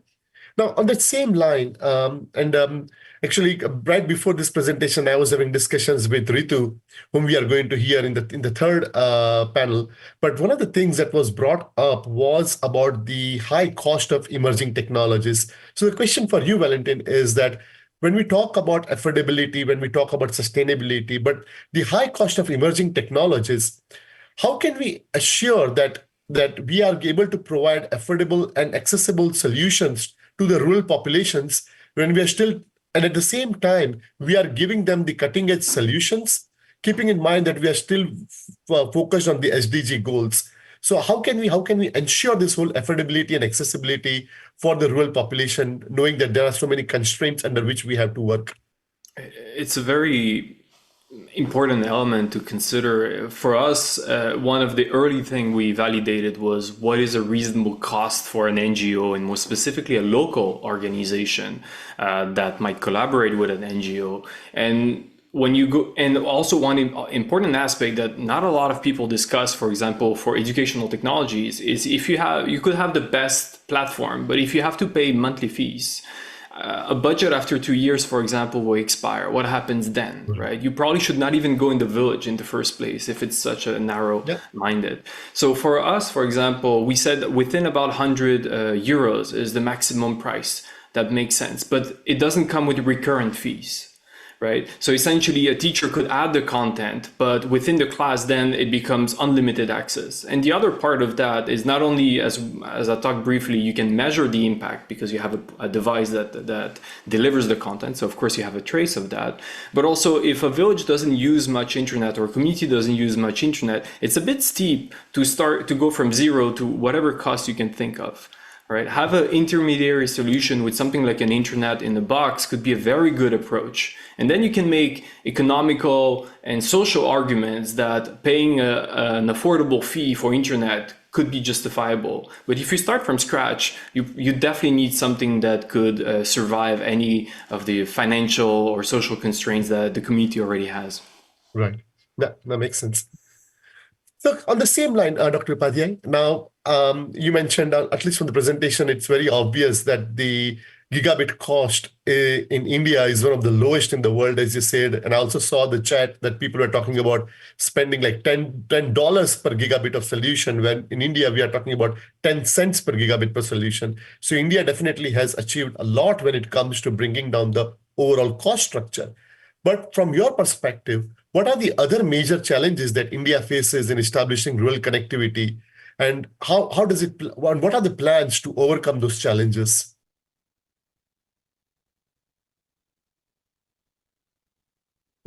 Thank you. I think India is a very large country, at least in terms of population. We have a huge population, large population, difficult terrains. There are many unviable areas. So where the commercial operators won't go. So one is that we have a public operator, which is 100% government-owned operator. The operator goes into certain areas, but the operator also has limitations in terms of going to every area. So therefore, as I said earlier, we have a universal service obligation fund, which actually provides the optical fiber to all the villages, which puts the towers in the remote areas where nobody is ready to put tower. They will put the, initially they were funding 100%, now they are giving the viability gap funding. They will put, as I said, 2 islands where they put the submarine cable between mainland and the island. So there is a USF scheme which is actually taking care of. And also we have now started using as an alternative to fiber, E-band radios, free space optics, the Wi-Fi what I was talking to you, P2P Wi-Fi, which are alternatives to optical fiber. So these are the initiatives we are taking. We also have problem, I said, in the language. In India, there are multiple languages. The one solution which I showed is Shiksha. Basically, Shiksha means education. So that particular platform we provide in the respective language. If it is going to a state like Odisha, it goes in Odia. If it's going to Bengal, it goes in Bengali. So these are the initiatives what has been taken by Government of India. And this is how we are overcoming challenge. Yes, still a large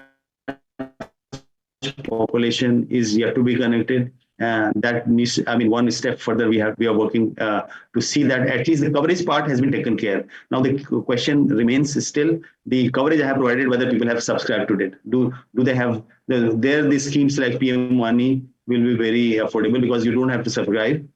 You can actually use whenever you want. As I said, fraction of second, not even 1 cent. I think the coupons are available in fraction of cent, not even 1 cent, below 1 cent.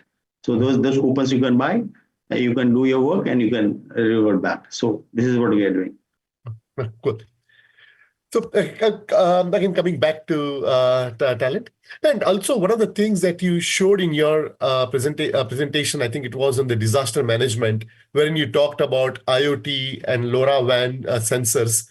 So just for our understanding, so in terms of disaster risk, when we talk about those sensors, are there any real use cases in which the sensors are actually being used, or are they deployed in the field? And if yes, then how is the data that's collected by, say, the IoT or the LoRaWAN sensors compare against, say, the regular sensors that are going to be deployed in the market? Thanks so much.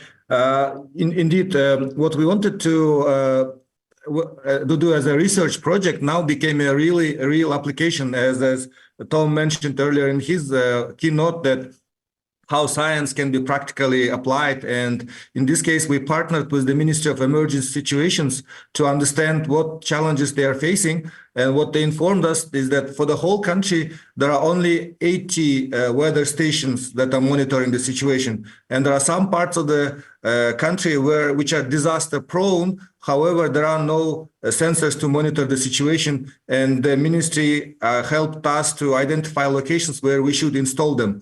So first, what we did is we installed sensors near existing stations to see if the data correlates, and which it does. And actually, these new IoT LoRaWAN sensors are certified by World Meteorological Organization, so which was very good for us. And then we took these other sets of sensors and put them in disaster-prone areas. And now the Ministry of Emergency Situations can see live data from these sensors, and based on that, they can actually go to those locations which are hard to reach. And then take preventive measures so that there would be no unexpected situations like floods or mud flows. So this has been actually life-saving kind of technology. Oh, thanks, Ryan. That's good. Valentin, I'll come to you now. I think we all talk about providing internet connectivity, and we do see that there are a lot of advantages we get with internet connectivity, whether it comes in education, whether it comes in the economics conditions. And there are lots and lots of benefits of connectivity when we provide it. But I think there is also one aspect when we have to be a little bit cognizant about is, and this is particularly, I think, relevant to the youth or for the impressionable community who can get easily influenced by things they see on the internet. So I was just wondering that with this increased internet connectivity, what measures can be taken to ensure that this kind of impressionable society or the youth or the people who are going to spend a lot of time on the internet and they believe everything they see in the internet, which presents them with a potential online risks, how can we overcome them? At the same time, we still want the people to benefit from the connectivity, as I mentioned, like the educational benefits, the economic opportunities, but at the same time protect them from this online predatory behavior. That's a good question because it deals with a lot of there's resistance to change, but not all of it is bad, right? If you have vulnerable population and the moment when your kid starts to use a phone, for all parents, suddenly you have this pure animal fear of realizing there's a lot of wild content out there. And it's kind of normal to care about some sort of mechanism to protect that, but it's difficult in some communities. I might want to go back to a concept called reverse innovation that we used a lot when we developed Uni, which is build a technology that would work in the middle of the desert. And if that works in the middle of the desert, it will probably work in the city, but the opposite usually doesn't work. And suddenly it becomes, what can a village teach a big city? And not that long ago, we had a call from a school, and they said, well, we looked at your solution, we'll be interested. And we started asking the question and realized they're in the capital in Canada. We was like, wait, you don't have internet? They're like, we have internet. We have too much internet. We just want to provide educational activities and don't have kids and don't compete with Instagram, right? I had another question. Last year I was in Ukraine for 4 months, and some of the teacher asked, hey, when we're in bunkers, for example, or when kids are around, we want to be able to have them continue doing educational activities, right? So that's relevant because if you're in some areas, internet is compromised altogether, or you just don't have access to it. Bunkers are quite good at their job, but you also have cases where it's good for kids to disconnect. Or we start doing a project with elderly population, and we realize you cannot just teach internet to an elder. You need transition periods. How can they browse content without being exposed to all the kind of scams that exist online? And it takes a bit of steps. And I think internet in a box, surprisingly, is a good solution as a middle step. And by that, it actually provides safety for vulnerable communities because internet might not be safe to use, or it might be safer for them to use it in a more controlled environment because the local community will know what is good for that community, definitely better than us in the other side of the world. Right. Yeah, that's a good point. Dr. Upadhyay, a question for you. Now, you mentioned that India has made a tremendous amount of progress, definitely in terms of providing connectivity. Yeah, there are areas that we still need to that connectivity needs to be provided, but at least in terms of the progress that the country has made, knowing the varied geography, people speaking different languages, and all the challenges that you mentioned earlier, India still has made progress. But still, the reality is that there is a digital divide between the urban and the rural community. So my question here is that how does India plan to bridge that digital divide between the urban and rural community and ensure that the connectivity reaches the remotest of areas, as you mentioned, that the islands in Lakshadweep and Andaman and Nicobar, for that they had to lay the submarine cables. And there are a lot of villages, I assume, in the Northeast and as well as in Kashmir and all those places. So how do we provide connectivity to those remotest areas? And also from that experience, I was wondering that what role can India play at a global stage when it comes to reducing the digital divide that we are seeing globally in terms of connectivity? Yeah, thank you so much. I think to provide rural connectivity, there are two requirements. One is the coverage. You first provide the coverage. Then second comes the affordability. Because even if you afford, if the coverage is not there, it will not happen. So for coverage, as I said earlier, the government of India has put out a programs of $17 billion for covering rest of the villages. That is the program number one.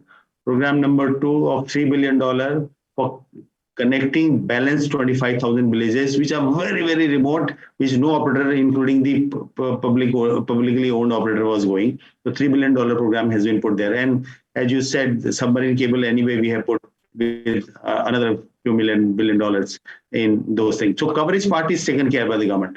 Now the question is of affordability. For affordability, what government is doing in this scheme, in $17 billion scheme, in the village, we currently, in the previous scheme of BharatNet, we were putting one optical terminal there, and from at that point, the connectivity was available. Now, Government of India is saying, okay, I will not only put this, I'll put a Wi-Fi also, which will at least give the coverage into 100 meter. If I don't have connection at my village, I'll come near the Wi-Fi. So at least one Wi-Fi Government of India is putting in each village. So I'll come near the Wi-Fi, I'll do my job and go away.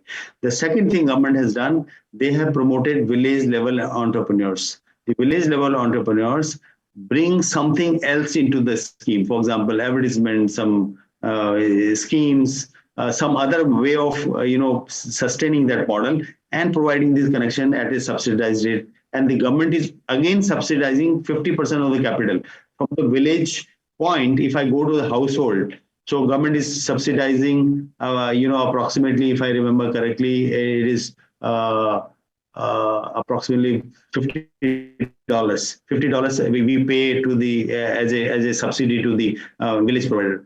The third thing is, as PM1E, what I was talking, which is again standard based. You need to come to some collaboration mechanism, some mechanism which takes care of your security, which takes care of your authentication, and you allow publicly Wi-Fi. The lastly, I would definitely mention being part of the C.EU. Also said, how do you contribute to the global stage? We have developed all kinds of technologies. We were not there in this. We were the consumer of the technology all these days. Now we are the developer and the consumer of the technology. We have our own Wi-Fi. We have our own PM1E. We have our own 4G, own 5G. All these technologies, actually, we will be very happy to share with the rest of the world at a much, much cheaper rate than what had been traditionally the cost. So we look forward to collaborating with the other countries and, wherever, whatever we can contribute to this. The standards, I already said, in standard making, we take very rigorously part in IEEE groups where they're to promote rural connectivity, be it 2061, 2874. So we have been, we have been taking these standards. PM1E, for example, we are taking to the international standard so that this public Wi-Fi scheme, the way it is launched in India, can also go to the rest of the world. Thank you. Thank you so much, guys. So I'm basically pinged that we have time constraints, so I have to move on. But maybe dependent on the time availability after the third panel, there might be, there was actually a question for Tom in terms of IEEE's efforts, but let's just go on to panel number 3. looking at the time constraint that we have, and after the panel 3 is done, we can come back and have additional questions if any. Again, thank you so much for all the panelists. I think great presentation and great answers. Thank you, Purva. And over to you, Josh, please. Thank you.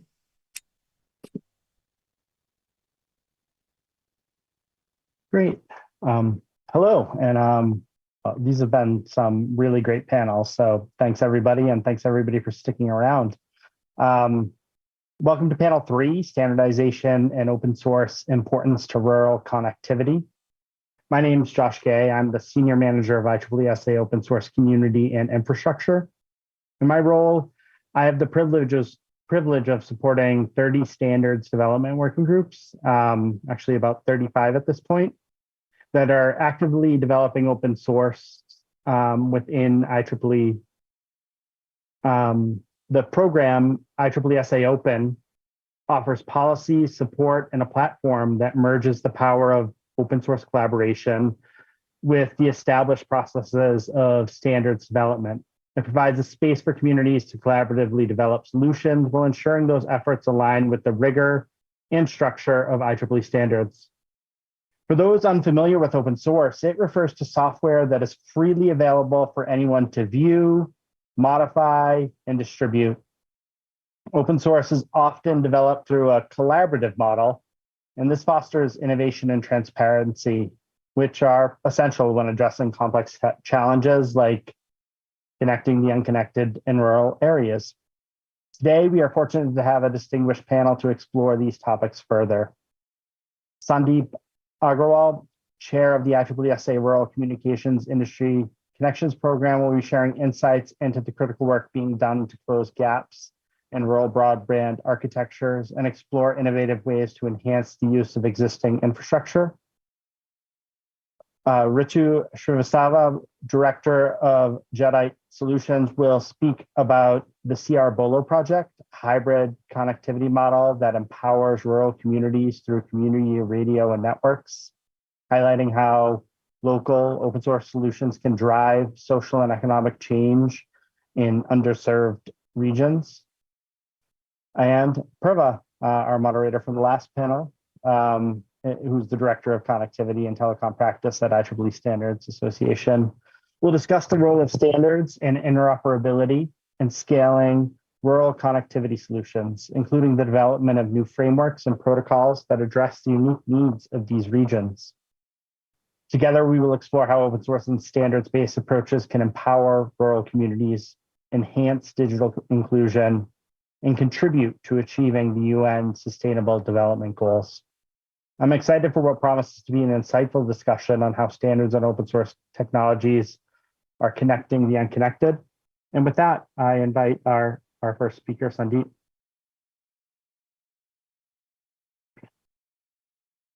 Thank you, Josh. So can you go to my slide, please?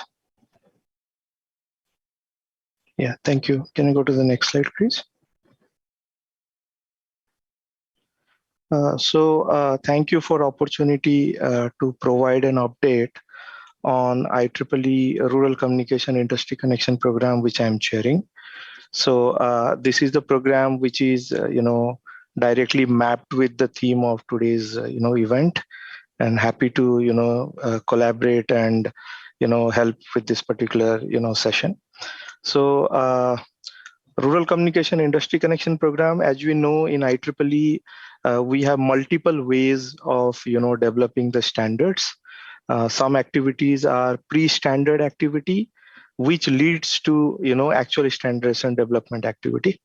So Industry Connection Program actually is brought in to help perform lots of pre-standardization activity on the given topic. For example, rural communication is a very wide topic, as we have heard all the speakers today. And this particular group is actually working as creating. This particular group is actually working towards, discussing, bringing people with like-minded, discussion on rural communication, and trying to identify the gaps which is available. What are the things which are working on the ground? What are the things which are not working? So this particular group actually basically aims to, foster the discussion around creating, improving your rural connectivity in all the regions where the connectivity is still lacking. The major objective of this particular program are, to study the existing communication infrastructure in various parts of the world and see what is working, what is not working, how it is working. We also aim to study various community networks, the sustainability aspects, and the affordability models. We also, discuss different, gaps which are existing in the standard today, how that can be bridged to, create a, efficient rural connectivity. And we are also very closely working with IEEE FNI Connecting the Unconnected Competition and Summit Group, which is a flagship program of FNI CTU, to discuss the proposals which has been submitted in these programs, so that we can bring these particular program towards a standardization.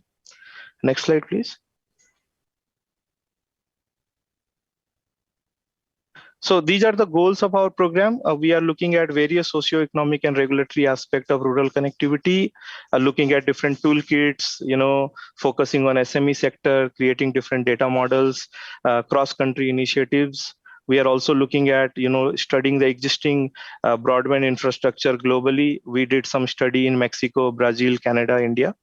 We are also looking how the local marketplace can be enabled to create connectivity, to create activity around ICT infrastructure so that it helps the rural people.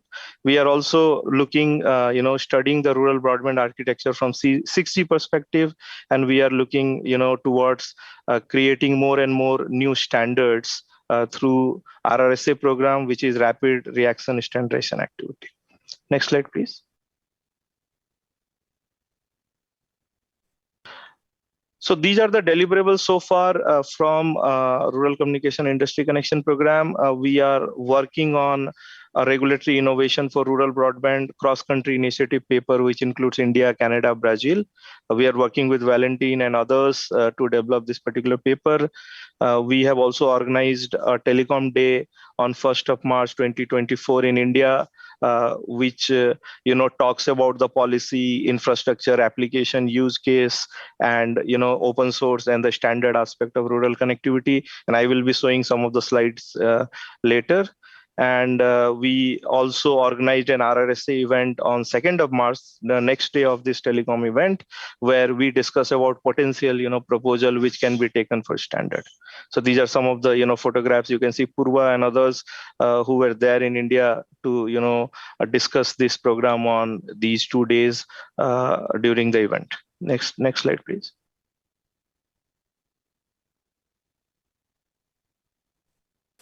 This was the panel which we had as part of our Telecom Day event, where we focused on the policy. We had, various topics we discussed on spectrum, inclusion, utilization, and the affordable Wi-Fi. Can you go to the next slide, please? In this particular panel, we discuss about the infrastructure utilization use cases, and we discuss about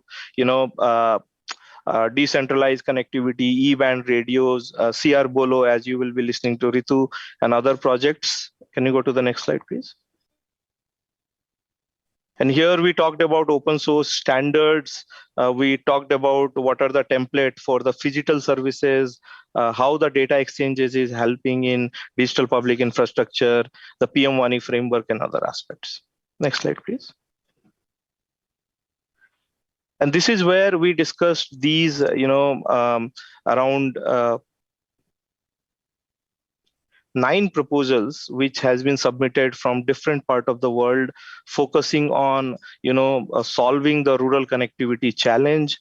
We discussed this proposal in detail during this one-day event, and then we found that one of the proposal, which is the solar connecting the unconnected rural household, this particular proposal was mature enough, and we have taken it forward for a standard development activity in coming days.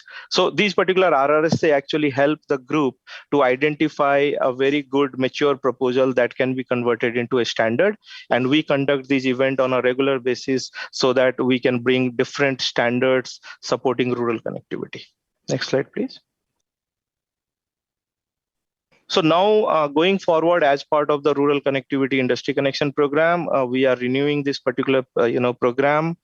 We have also proposed a change in our title. Now we propose to be 6G Rural Connectivity and Intelligent Village, and we are increasing the scope of our program, and we are aligning most of our discussions and the pre-standard activity towards the 6G vision, focusing on ubiquitous connectivity aspect of the rural connectivity, because now we see a 6G vision document clearly identifies connecting the unconnected as one of the 4 pillar which 6G will be targeting. So we will be discussing these activities going forward. Next slide. So I request all to join and contribute. These are our mailing group emails. My email is also given, and this is the link where you will be able to access all the details. Thank you.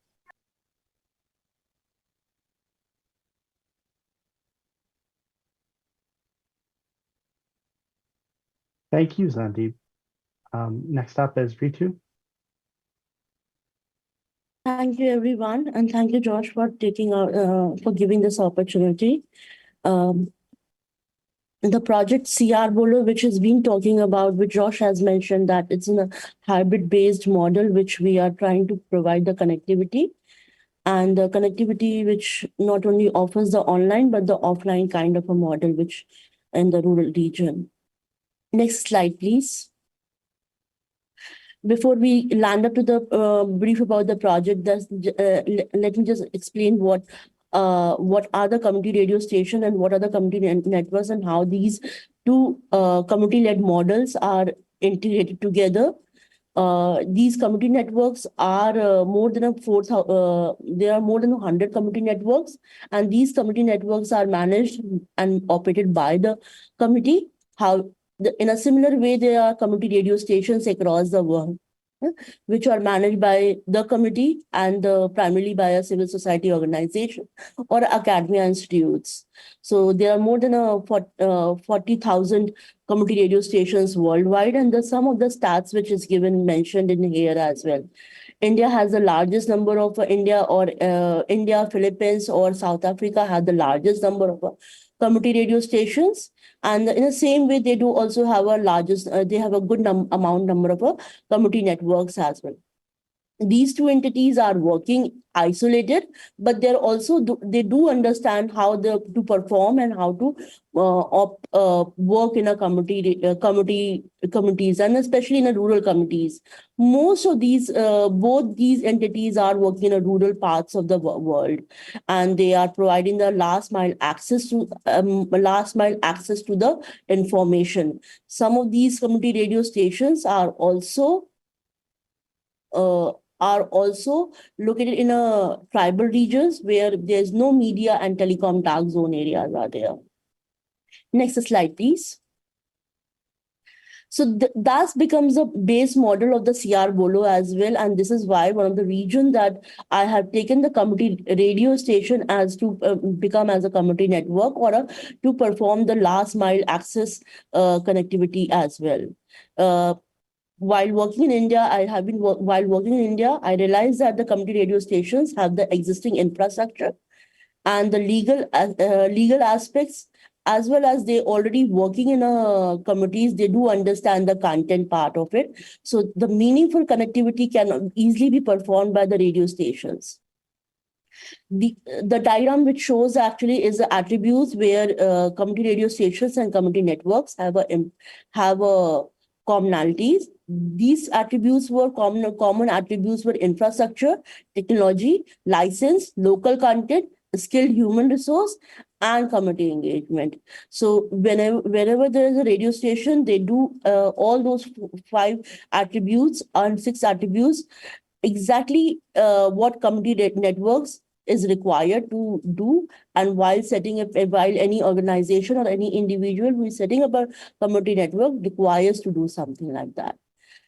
Some of the challenges are also there, that the challenges which we have with the CR community radio networks do not have a sustainability models. They are primarily dependent upon the funding, and the primarily dependent upon the funding through the various resources. And they also face the challenge of a broadband and the connectivity as well. Whereas community networks are supposed to provide the last mile connectivity, access to information, and all those things around that. So it's a really good, it's a method that which can be utilized together. Next slide, please. And that's the way is the CR Bolo model was conceptualized. While working in India, where I realized that during the time of a COVID, that community radio stations were facing a lot of a challenge in providing the connectivity. And they were also facing a challenge that they are not able to provide the connectivity. At the same time, they are not able to upload the content because of a lack of internet availability. And even if they want to upload it from the home or some from their offices, they were facing a lot of challenges on that. And that.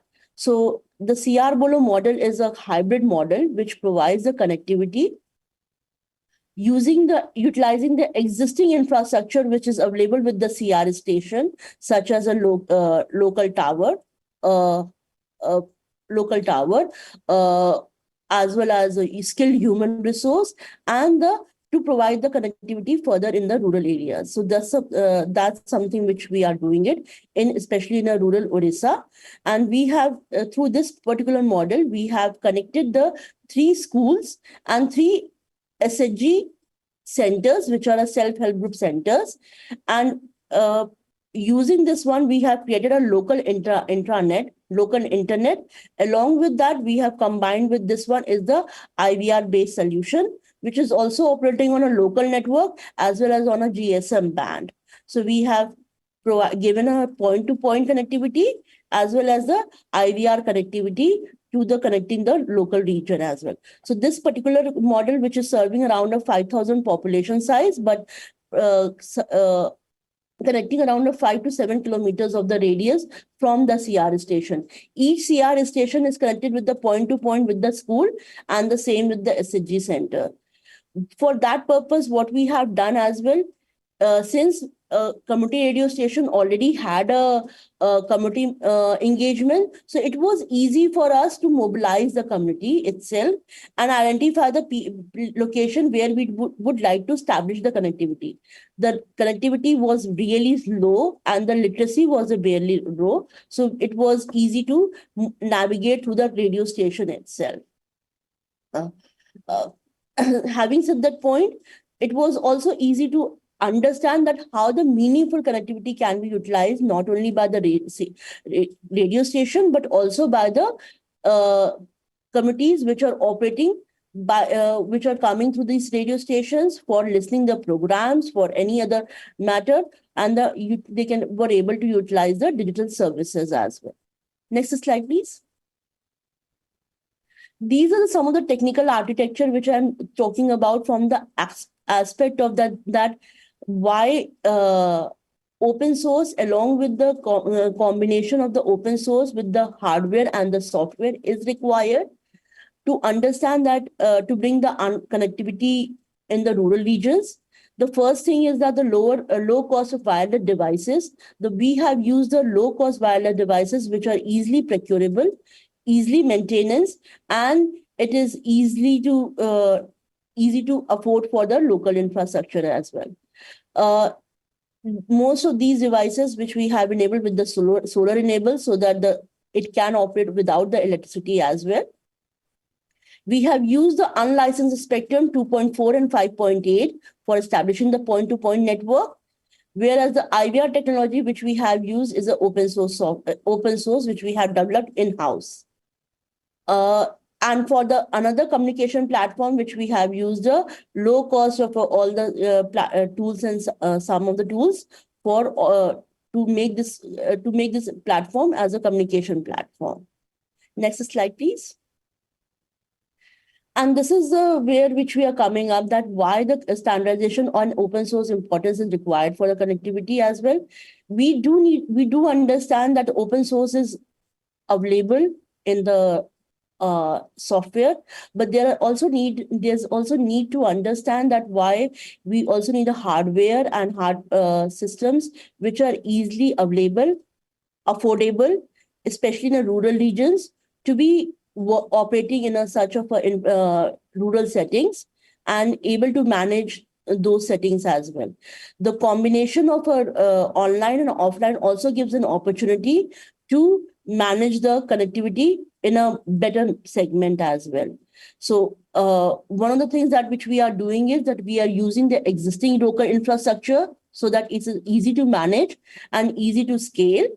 In some way which we are also trying to use a bamboo or bamboo where we would like to connect with the local regions, and then creating a hybrid or infrastructure online and offline to provide the communication platform, using open source services for the scalability purpose, and the bottom to we have an approach of a bottom to top instead of a top to bottom approach, so that the connectivity can be uniform and universal and where it can be reached at other locations as well. Next slide, please. Yeah. So in a cost, and we have also measured the cost and human capital of the through this project. In a traditional ISP provider, which is coming around the $1,500 approximately, for setting up of a 3 to 5 kilometers of a radius of infrastructure, as well as and that also excludes the cost of a tower itself. This is the basic infrastructure if any traditional ISP provider is setting up. Whereas when we have set up the cost, it's coming around the around $250 or $300 when we are setting up the 3 to 5 access points through the CR station. Next slide, please. These are some of the pictures of that how we have established. The left hand side picture shows that how we have utilized the tower height and where we have established the router, whereas the left hand side picture shows that we have used the bamboo tower to place the router itself. We have not used we have not created invented or established anything. We have just utilized the optimal infrastructure which is available local, and to also given the training to these local people, those who can manage the network locally and able to scale up the network locally within the region as well. Next slide, please.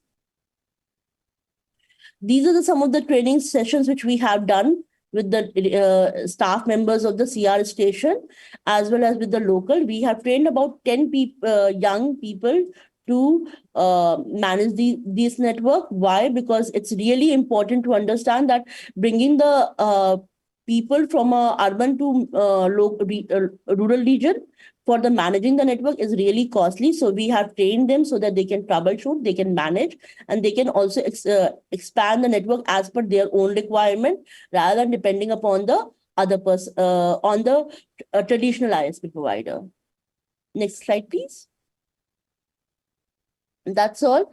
And this is something which we would like to utilize. We are also trying to explore this model with in the radio stations which are operating especially in a disaster-prone zone areas, as well as some of the operators where they are working in where there's no internet and connectivity. So we are primarily focusing on the hybrid model of providing the local connectivity along with the GSM band. Thank you so much. Thank you, Ritu. That was, I'm just continued continuously in awe through all of these panels at the depth and breadth from the highest level of funding all the way down to the lowest grassroots efforts, and detailed cost breakdowns is just really impressive. And so to round out the session, I'd like to invite Purva back as our third panelist. Thank you, Josh. So if you go to the next slide.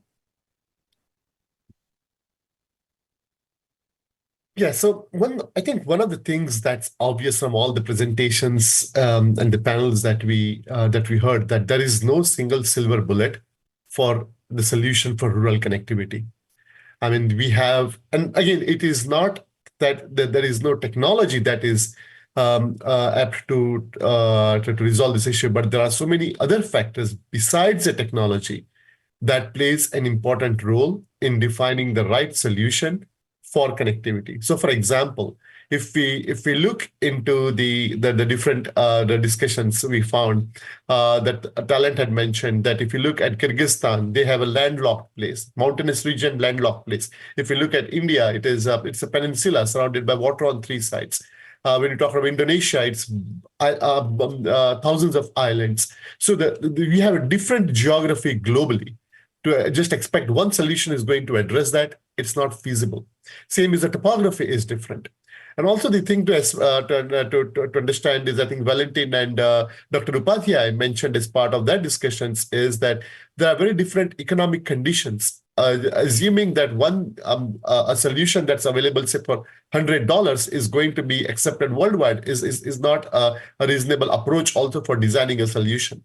There are different consumer behaviors because dependent on the societal influence, dependent on the kind of population that is going to be using connectivity, that's going to have a very kind of different behavior when it comes to connectivity solutions. There are different social models, there are different economic models, there are different regulations.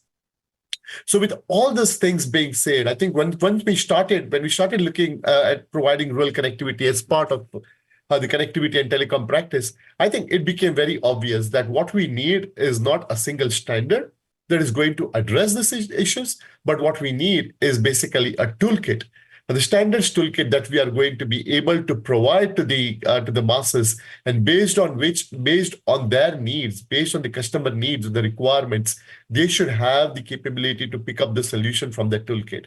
With that in vision, we actually started this whole practice aspect, wherein, as I mentioned, we have around 10 different programs addressing different technologies. There are a couple of programs that have already graduated from the practice that we'll talk about as part of the presentation. And also some of the benefits that I wanted to highlight as part of the solution. So if you go to the next slide. Now, I think there is not much to talk about for this slide, as we are all experts in terms of understanding the value connectivity brings to the masses, or the connectivity brings to the general population. But we have to see that there are positive aspects of connectivity, as well as there are issues for which we need to work on when it comes to connectivity, be it in terms of and I think Valentin mentioned that we don't want the people who get connectivity just to spend most of their time on Instagram. The connectivity is there to have a positive impact towards, say, your education needs or your economic model improvement. Now, we do see connectivity having impact on the society, but we have to be very careful that the way we use the connectivity, as with any technology, I think they always say, like, excess of anything is poison. You can connect, even if you get excess of connectivity, and if you're not using it properly, it's going to be a poison. So how can we work as a society to make sure that we are going to meet the real needs and have a positive impact to the society, as well as that they address the sustainable development goals that ITU has actually laid down in terms of how can we address the issues like poverty, education, sustainability, planet positiveness, and all other aspects.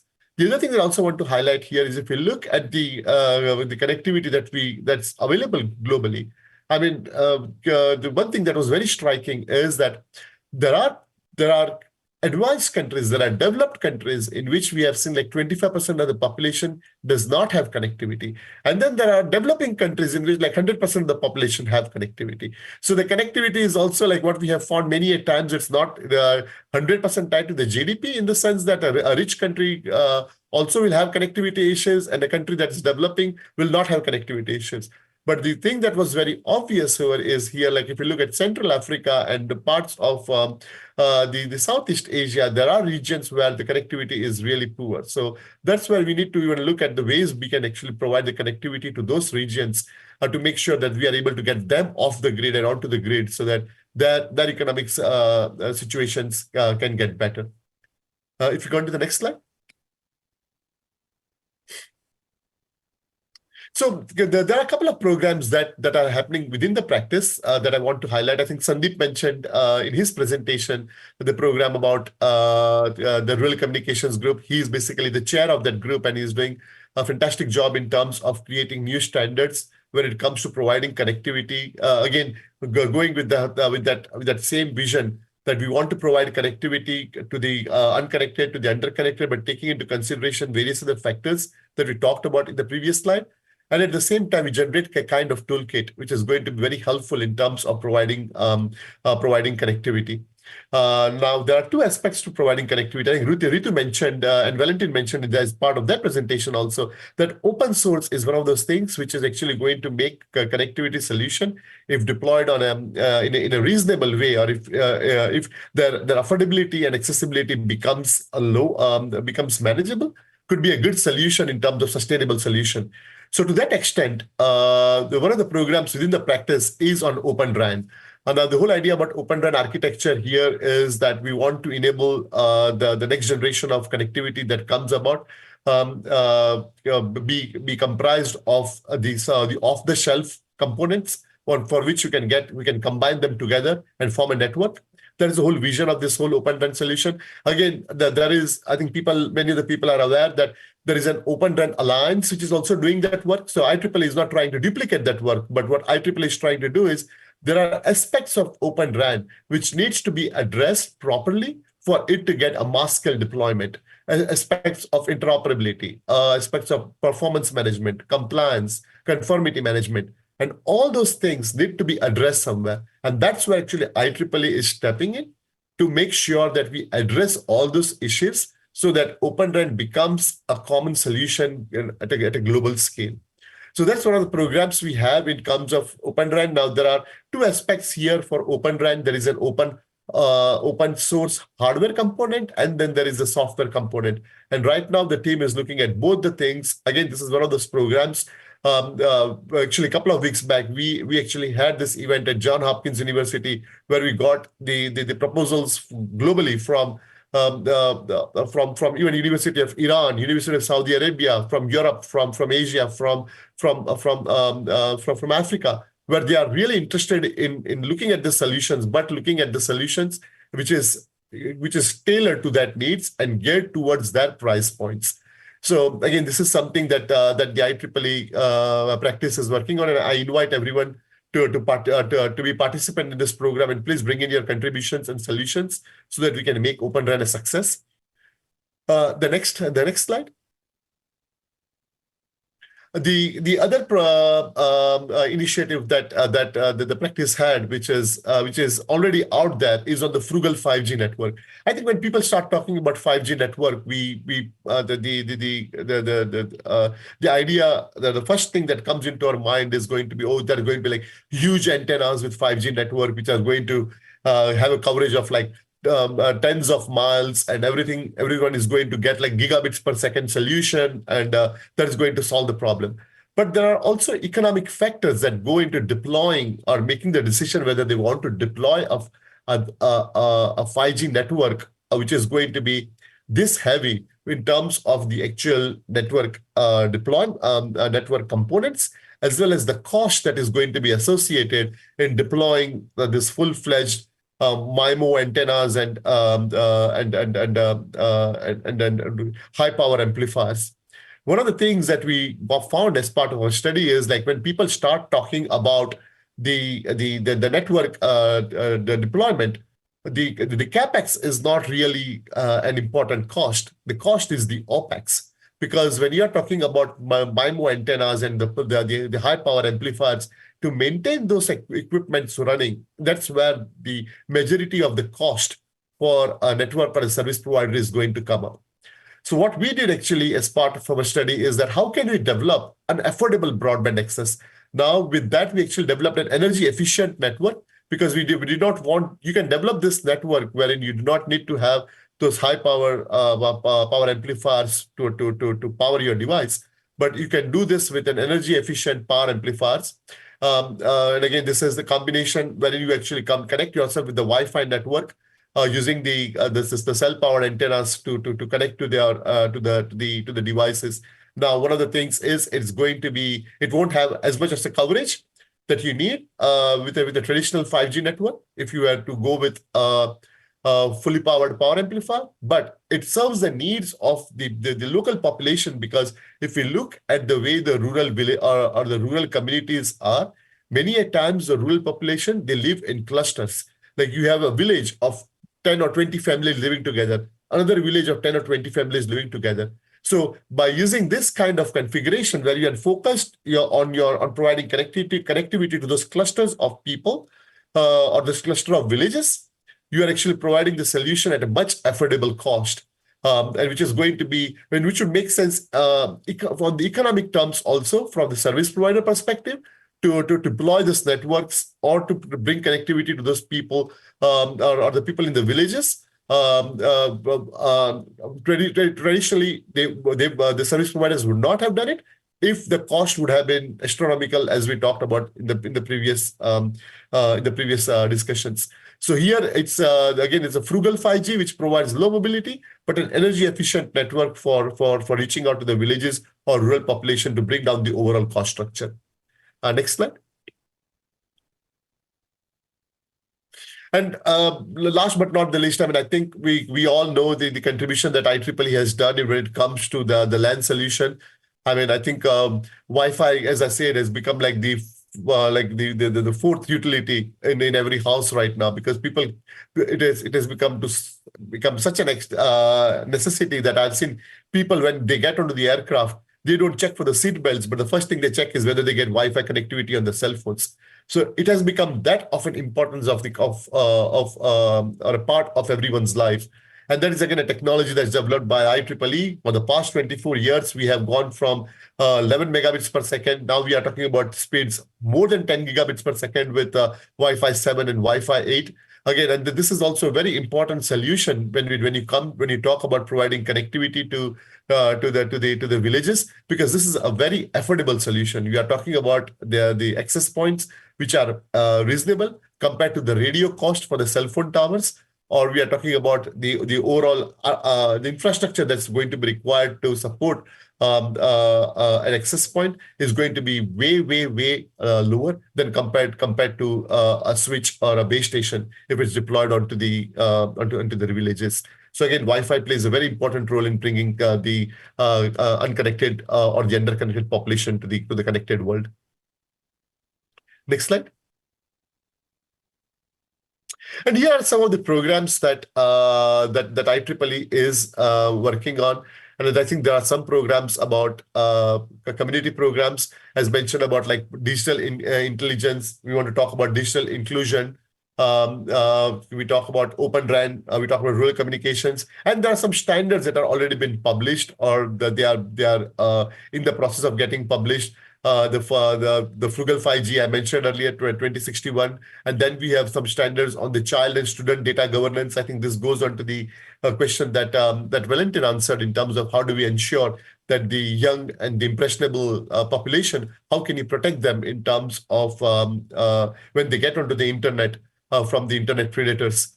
We also have programs on data privacy. We also have strong cybersecurity programs, because now with the way the entire world is moving, I think connectivity is important, but so is the security that needs to go on top of the connectivity to ensure that your link is secure. Otherwise, the connectivity could actually damage you rather than help you. So that we have very extensive cybersecurity programs within the IEEE domain. And if you go to the next slide. And yeah, these are some of the standards that we are working for the future networks. You'll see like we have standards on quantum communications, we have tactile internet, open fog, edge fog standards, about nanoscale and molecular communication networks. And at the same time, I think in Sandeep's presentation, you would have seen that Sandeep talked about the 6G network. So within IEEE, we have also started looking at 6G in terms of a way to address some of the areas when it comes to rural connectivity. Like how can the next generation technology help us in terms of bridging the digital divide? Again, I encourage everyone to like be part of these IEEE programs, be part of this practice, be part of all the standards development, bring in your ideas, bring in your solutions, so that we can make a solution which is going to be for the benefit of humanity. I think this is my last slide. Yeah. Thank you, everyone. Wow, thank you, Prava. That was wonderful. So I'm gonna go ahead and jump into questions. Let's go back to our first panelist, Sandeep. So Sandeep, I was so impressed by the diversity of topics covered in the agendas of the various meetings you discussed. What really stood out to me was seeing, topics about really technical, complex, technical mesh networking topics right alongside techniques for building bamboo towers for helping to solve connectivity issues. It's really cool that your meetings are bringing together such a wide range of challenges and bringing together so many different kinds of problem solvers and folks together and to be able to share and discuss those. It's not something you see that often today. Often you'll see a pretty big focus on there being many topics within a very narrow area and then not nearly so much breadth covered. So it was delightful to see that. And so, well, I have two questions for you. The first is going to be focused on open source. Do you see open source connecting the unconnected and bridging the digital divide? So I want to say that when answering this question, feel free to speak about specific open source projects, how they're helping to connect the unconnected, right? Or feel free to speak to the influence of the open source philosophy in general, as it's helping in this space. So, yeah, thank you, Josh. So if we see this open source paradigm, generally, we start looking at Linux as an operating system, and then now we see Linux Foundation, and in the telecom world, you see Open RAN has brought a very different dynamics where you have standard development, and the side by side you are also developing the software which is made available for anyone to build above, right? So these are some of the things which most of us know, right? Most of the people who are working in telecom domain knows. But a very important observation what we have seen as part of our rural communication industry connection program and the RRSA, which we have organized to qualify some of the proposal to standard, that any concept or any proposal which we are getting, which is trying to address the rural connectivity, most of the time we are also seeing those proposals are also associated with some sort of software component. So let's suppose someone developing UHF band radio to take care of long distance communication. We are also seeing they are all parallelly also either enhancing certain available software or developing their own maybe protocol stack or the MAC layer stack. So the observation which is not available to others is that it's not only about big open source projects like Open RAN or Linux Foundation or others. Even these smaller projects which are trying to address the rural connectivity challenges are also developing lots of software which can be available in the form of open source, but not available at one place. It is distributed all over, right? So while doing these RRSAs and while doing lots of discussion, we understood that these softwares which are coming in the form of open source to solve these rural connectivity issues, if we also bring them at one platform, make it available, like as Valentin told, that the gray box, whatever they are developing, they are also making their software open source available so that it can be used by others to take the work forward. But how many of us know that this particular project is really available as open source? So it is very important that we have to acknowledge that open source is very, very important, specific to rural connectivity. And what is needed is all these open source project which has been developed as part of solving the rural connectivity challenges at different part of the world, whether it is in Portugal, whether it is in Venezuela, or whether it is in Canada or India or anywhere. We should have a platform within IEEE to have all these projects available under one dashboard, so that if anyone want to solve the rural connectivity problem, rather than redeveloping those software component, they can just come to this particular dashboard, see that hey, someone has done work on UHF, someone has done one on Wi-Fi, someone has done work on some data modeling. They can just pick that and start developing something more important. So this is one of the proposal I have been discussing with Purva, as well as we have been discussing with FNI CTU, with Asutosh, Sudhir and all, that how we can bring in these open source component as a single dashboard to solve the rural connectivity challenge, right? So it is a very important concept. We are working on it. Let's see how it will go about, but let's not only look the bigger open source project, but let's have these small open source project find a dashboard where people can get benefited. Wow, that was a lot of information, and really, really well articulated, though. And I can certainly relate to the as a person who spent the last 20 plus years working with free and open source software communities, viscerally relate to the challenge of there being so much open source and the challenges of making people aware of that.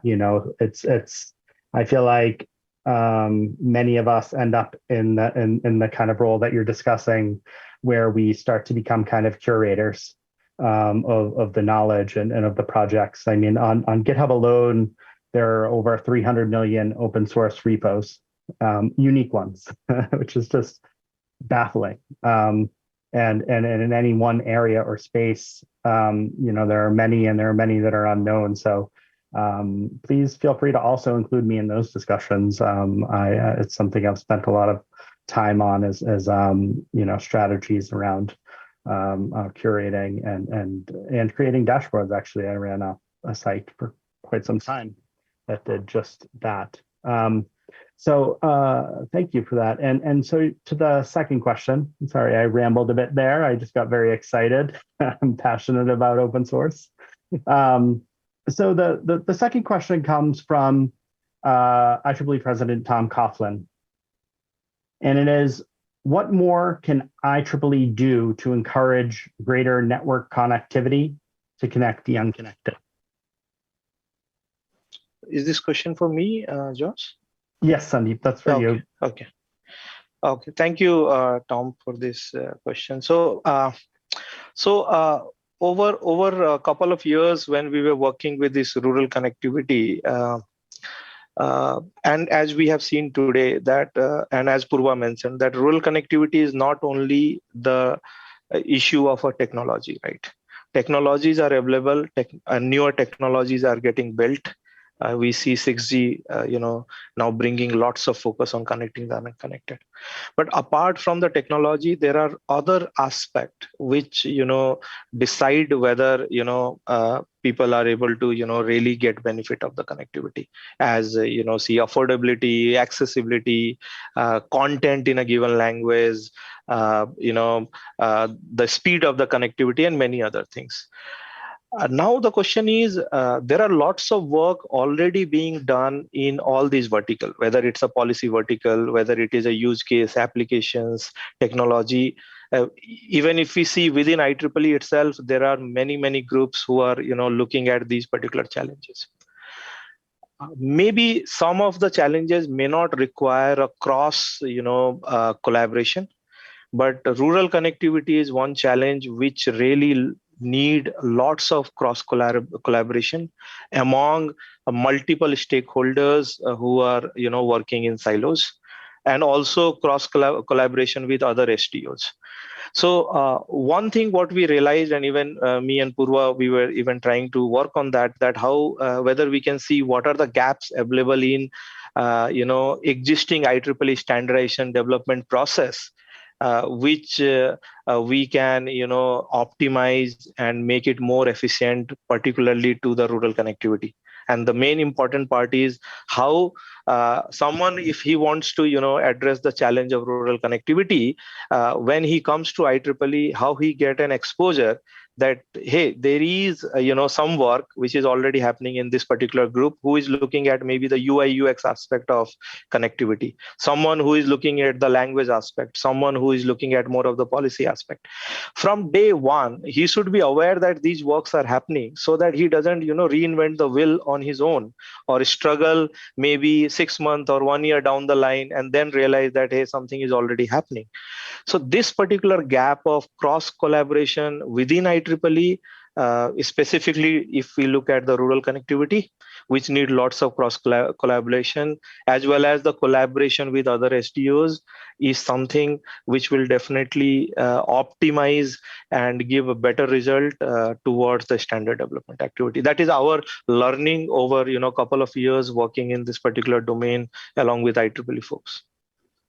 Wow. Well, thank you. That is a great answer, and one that we will definitely come back and read this again to make sure we take notes. And perhaps Purva can take note to respond to this when as the first part of questions, if you had any, or if you wanted to speak now, or we can follow up later. I think you certainly sort of play that role to an extent in IEEE and helping to understand the gaps in the landscape of standards. Right. Great. Then we'll wait for your QA session to address some of that. I think you'll be able to. And so next up is Ritu. Some questions for you. So first off, let me just say that the CR Bolo project is so ambitious, and I'm completely in love with it. I think it's a wonderful project. And one thing that really stood out to me was in your slides was how rural communities are able to create hyperlocal content with or without the internet, using online, offline, wireless mesh networks.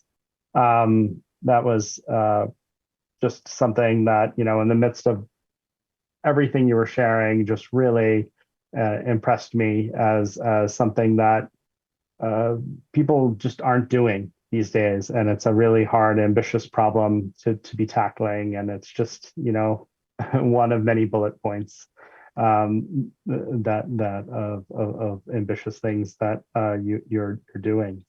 And I also greatly appreciated your detailed cost breakdowns on a subsequent slide. And to a certain extent, my first question to you relates to this notion of cost or affordability and accessibility. And while the topic of open source has come up quite a bit today in the context of open source software, This question is about hardware that is based on open source designs, or what we often call open source hardware. So I was wondering if you could speak to the need for affordability and accessibility of open source hardware. Thank you, Josh. And I think that's the pinpoint that my fellow colleagues and the previous panelists have been talking about, that open source is really required for connectivity. And when we talk about the open source, the essence of open source is also coming that we do have an accessible and affordable devices which are not able to, we do not need create a new wheel, but able to provide the connectivity through the other examples and use the other examples and customize it as per our need as well. That's the basic essence of an open source as well. However, in our software design, which we have seen that we do get lot of designs as well, and we are able to use it in an open source. However, one of the need which we have realized as well, that it's a requirement that hardware, not only as an open RAN, but also that it's easily available, and the people who are able to manage those devices locally. So it's really it's good that we are talking about the open RAN, gray box, and everyone is talking about all those kind of steps, and we all are taking steps behind it. But there's a need to also need that understand that who can make those devices and who can manage those devices. And those are open source devices as well, that who can manage it locally, who can manage it, and locally who can operate such kind of open source hardware devices as well. I'm putting up the example on those ones. Initially, I tried to put up open source routers and everyone. However, I could not find a relevant router which I can easily procure in my local context, manage it, and able to procure it and bring it out. That I cannot bring a $300 or a $500 router from the urban location and putting into the rural location, which is not sustainable for a community which can be managed easily. And these are some of the things that, especially in the case of a hardware, when communities are setting up for such kind of a networks, they definitely cannot learn through the devices and manage the devices by their own, and they cannot put the cost on that. So it's really also that the people, those who are trying to develop it across the world, they should also give it how they are devising it, how they are managing it. Some kind of a standard toolkit or some kind of a DIY toolkit is also required to have such kind of a toolkit devices to manage locally as well. Maybe there's a need to also understand that IEEE takes it onto the another level, that how the language barrier can also becomes a barrier for accessing such kind of a local open source tools as well, and devices as well. How we can manage locally and how we can operate it locally. That's the one requirement which really needs it. Moreover, also coming on the software side as well, we have seen I am using a IVR software, which is a local open source. But there are many other things that a communication platform which are needed for the communication purpose and a hybrid purpose. Utilizing the existing infrastructure and utilizing it optimally for the meaningful connectivity, that's the main essence of the meaningful connectivity. So as Sandeep was mentioning, that we do not only need a dashboard for such kind of a projects, we also need some kind of a standard toolkits who can make us to understand that how these kind of things can be reached locally and understand by the people, those who are not literate or not able to access such kind of resources as well. So we need a audio podcast or in different languages as well to understand and take out in the regions as well. So that it should not only become a part of a connectivity, but also becomes a means of making such devices locally, and becomes a means of employability as well. Wow, thank you. There's so much to unpack in your answer. I mean, one of the things that really stands out to me is the the gap between the sort of the general consumer open source targeted projects like Ubuntu and Debian and others that actually do a really great job of having these countless number of PO files for translation and localization, and then the many other projects which just don't have the levels of packaging and support and drive for that. It also, covering refurbishing existing hardware with open source, creation of new products to market.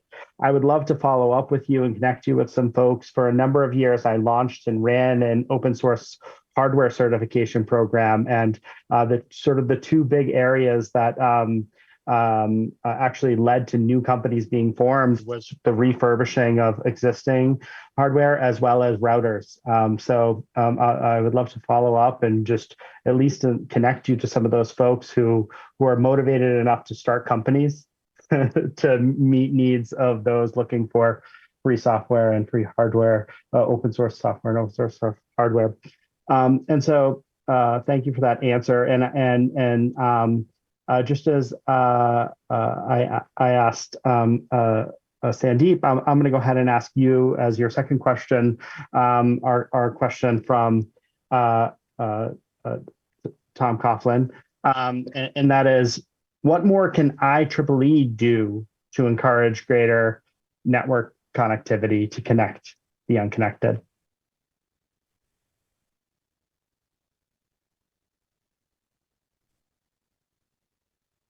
So that question's for you, Ritu, from Thomas Coughlin. That's the question for me? Yes, the question is that he asked each of the panelists, each of you on this panel, is what more can IEEE do to encourage greater network connectivity to connect the unconnected? Basically, what can we do to help?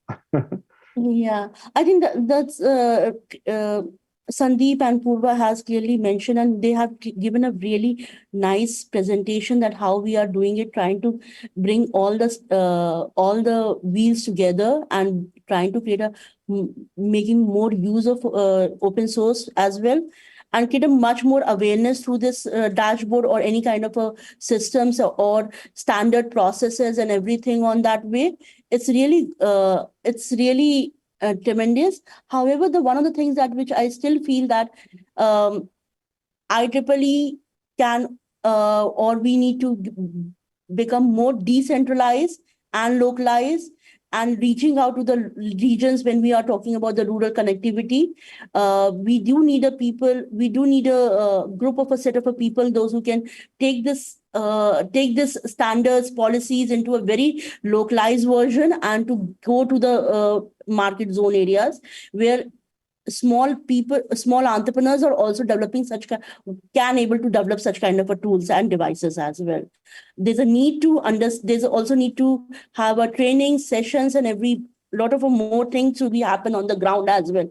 So that's something which one thing which I feel that IEEE can come forward. We do have standards, we do have policies, we do understand how these devices, and IEEE already has a pool of technologists in their bucket and globally. So that's something that, and also having a connection to the government stakeholders. So how those government stakeholders can reach to the rural locations and also support the rural entrepreneurs who can also make such kind of open source devices and make them understand that how these open source devices can be help the connectivity sort of a thing as well. So that can be the one of the places that which IEEE can play a major role in that.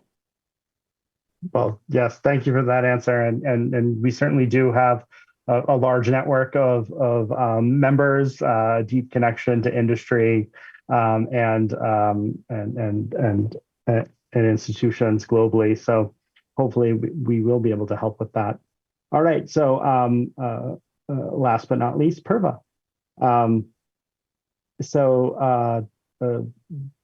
First, I just want to highlight that long list of standards that you shared with us, and what I think really struck me is that you were just sharing a fraction of the standards that are vitally important, to helping to solve this challenge of connecting the unconnected. And even with that, being said, Sandeep was pointing out that we still have a need for understanding the gaps in the standards, understanding the ecosystem of standards development organizations and the work they're doing in alignment, or where things are not aligned. And so I guess, this relates to sort of the general question of the role of standards and bridging the digital divide, and what, to an extent IEEE SA is doing.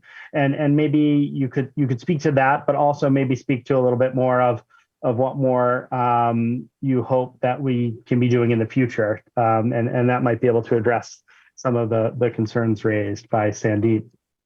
Sure. So I think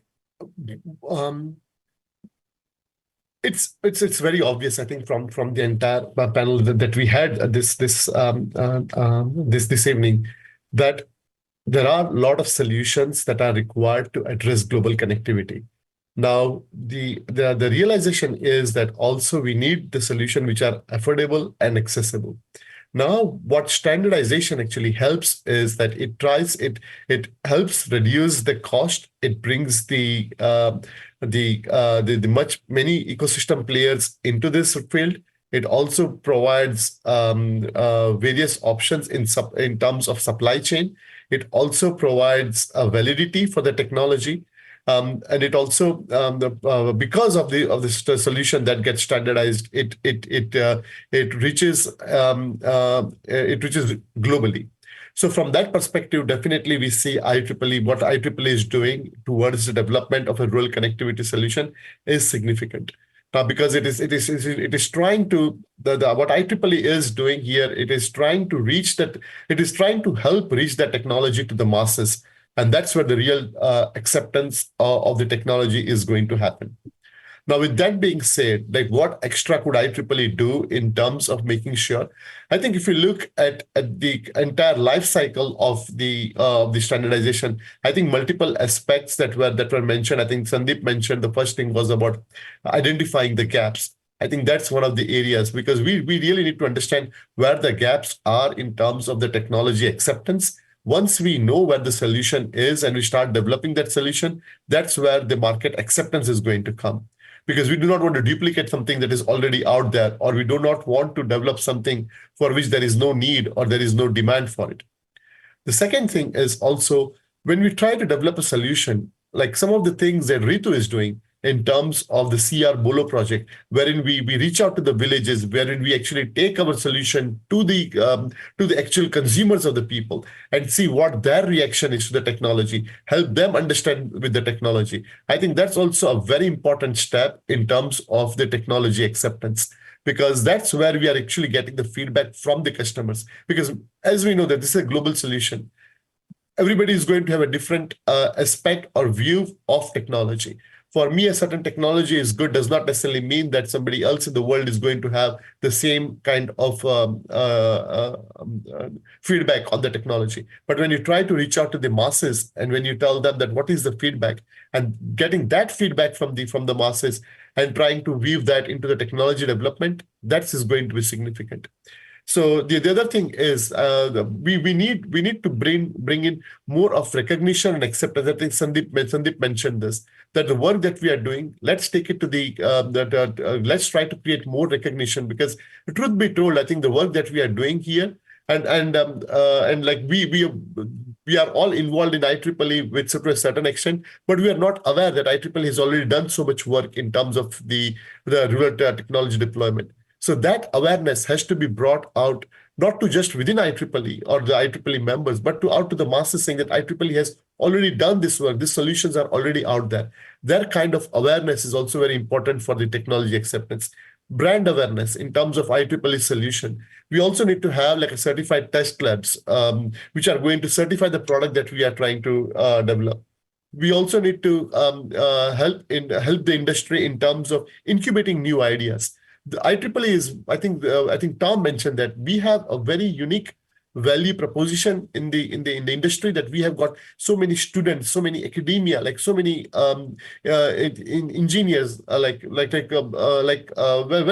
Like Valentin comes up with these great ideas. Like, let's encourage all those kind of things by setting aside some kind of like an incubator funds or some kind of incubation work that we can bring in these new projects to life. So that is also something that we can do in terms of helping new ideas in terms of IEEE.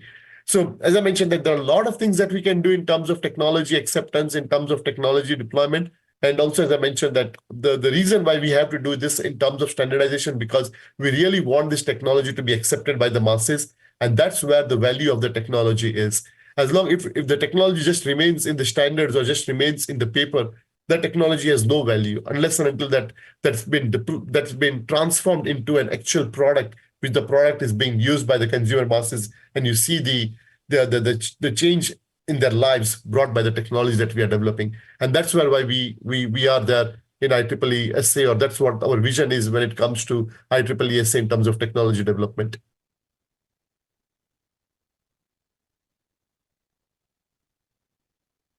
Thank you for that answer. And I'm not sure if there's a need, since we are IEEE here, about what more IEEE could do. I think you actually did a really great job of covering that. You directly addressed some very specific things that we could do better. And I hope that we can all work together, Sure. staff and our community, to achieve that. And it's not becoming any easier. I mean, I think that, for instance, on our next RevCom agenda, where we approve standards and new standards and revisions to standards, there's 66 items on the agenda, 66 new standards, and we've already increased the number of these RevCom meetings we have a year recently. So, this is just like one of 6 meetings, and the NESCOM agenda also is absolutely loaded with new standards coming in, and we just keep sort of growing. So, this idea of what has already been done needs to be tracked, and we need to do a better job. So thank you for that. And with that, I'd like to thank all of you and hand it back over to Karen.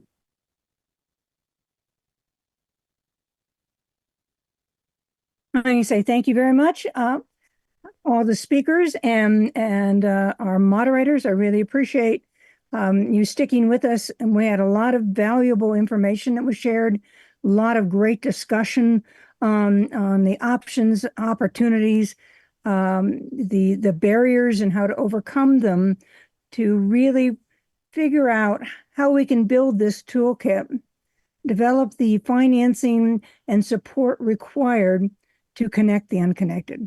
So thank you very much. I really appreciate it. The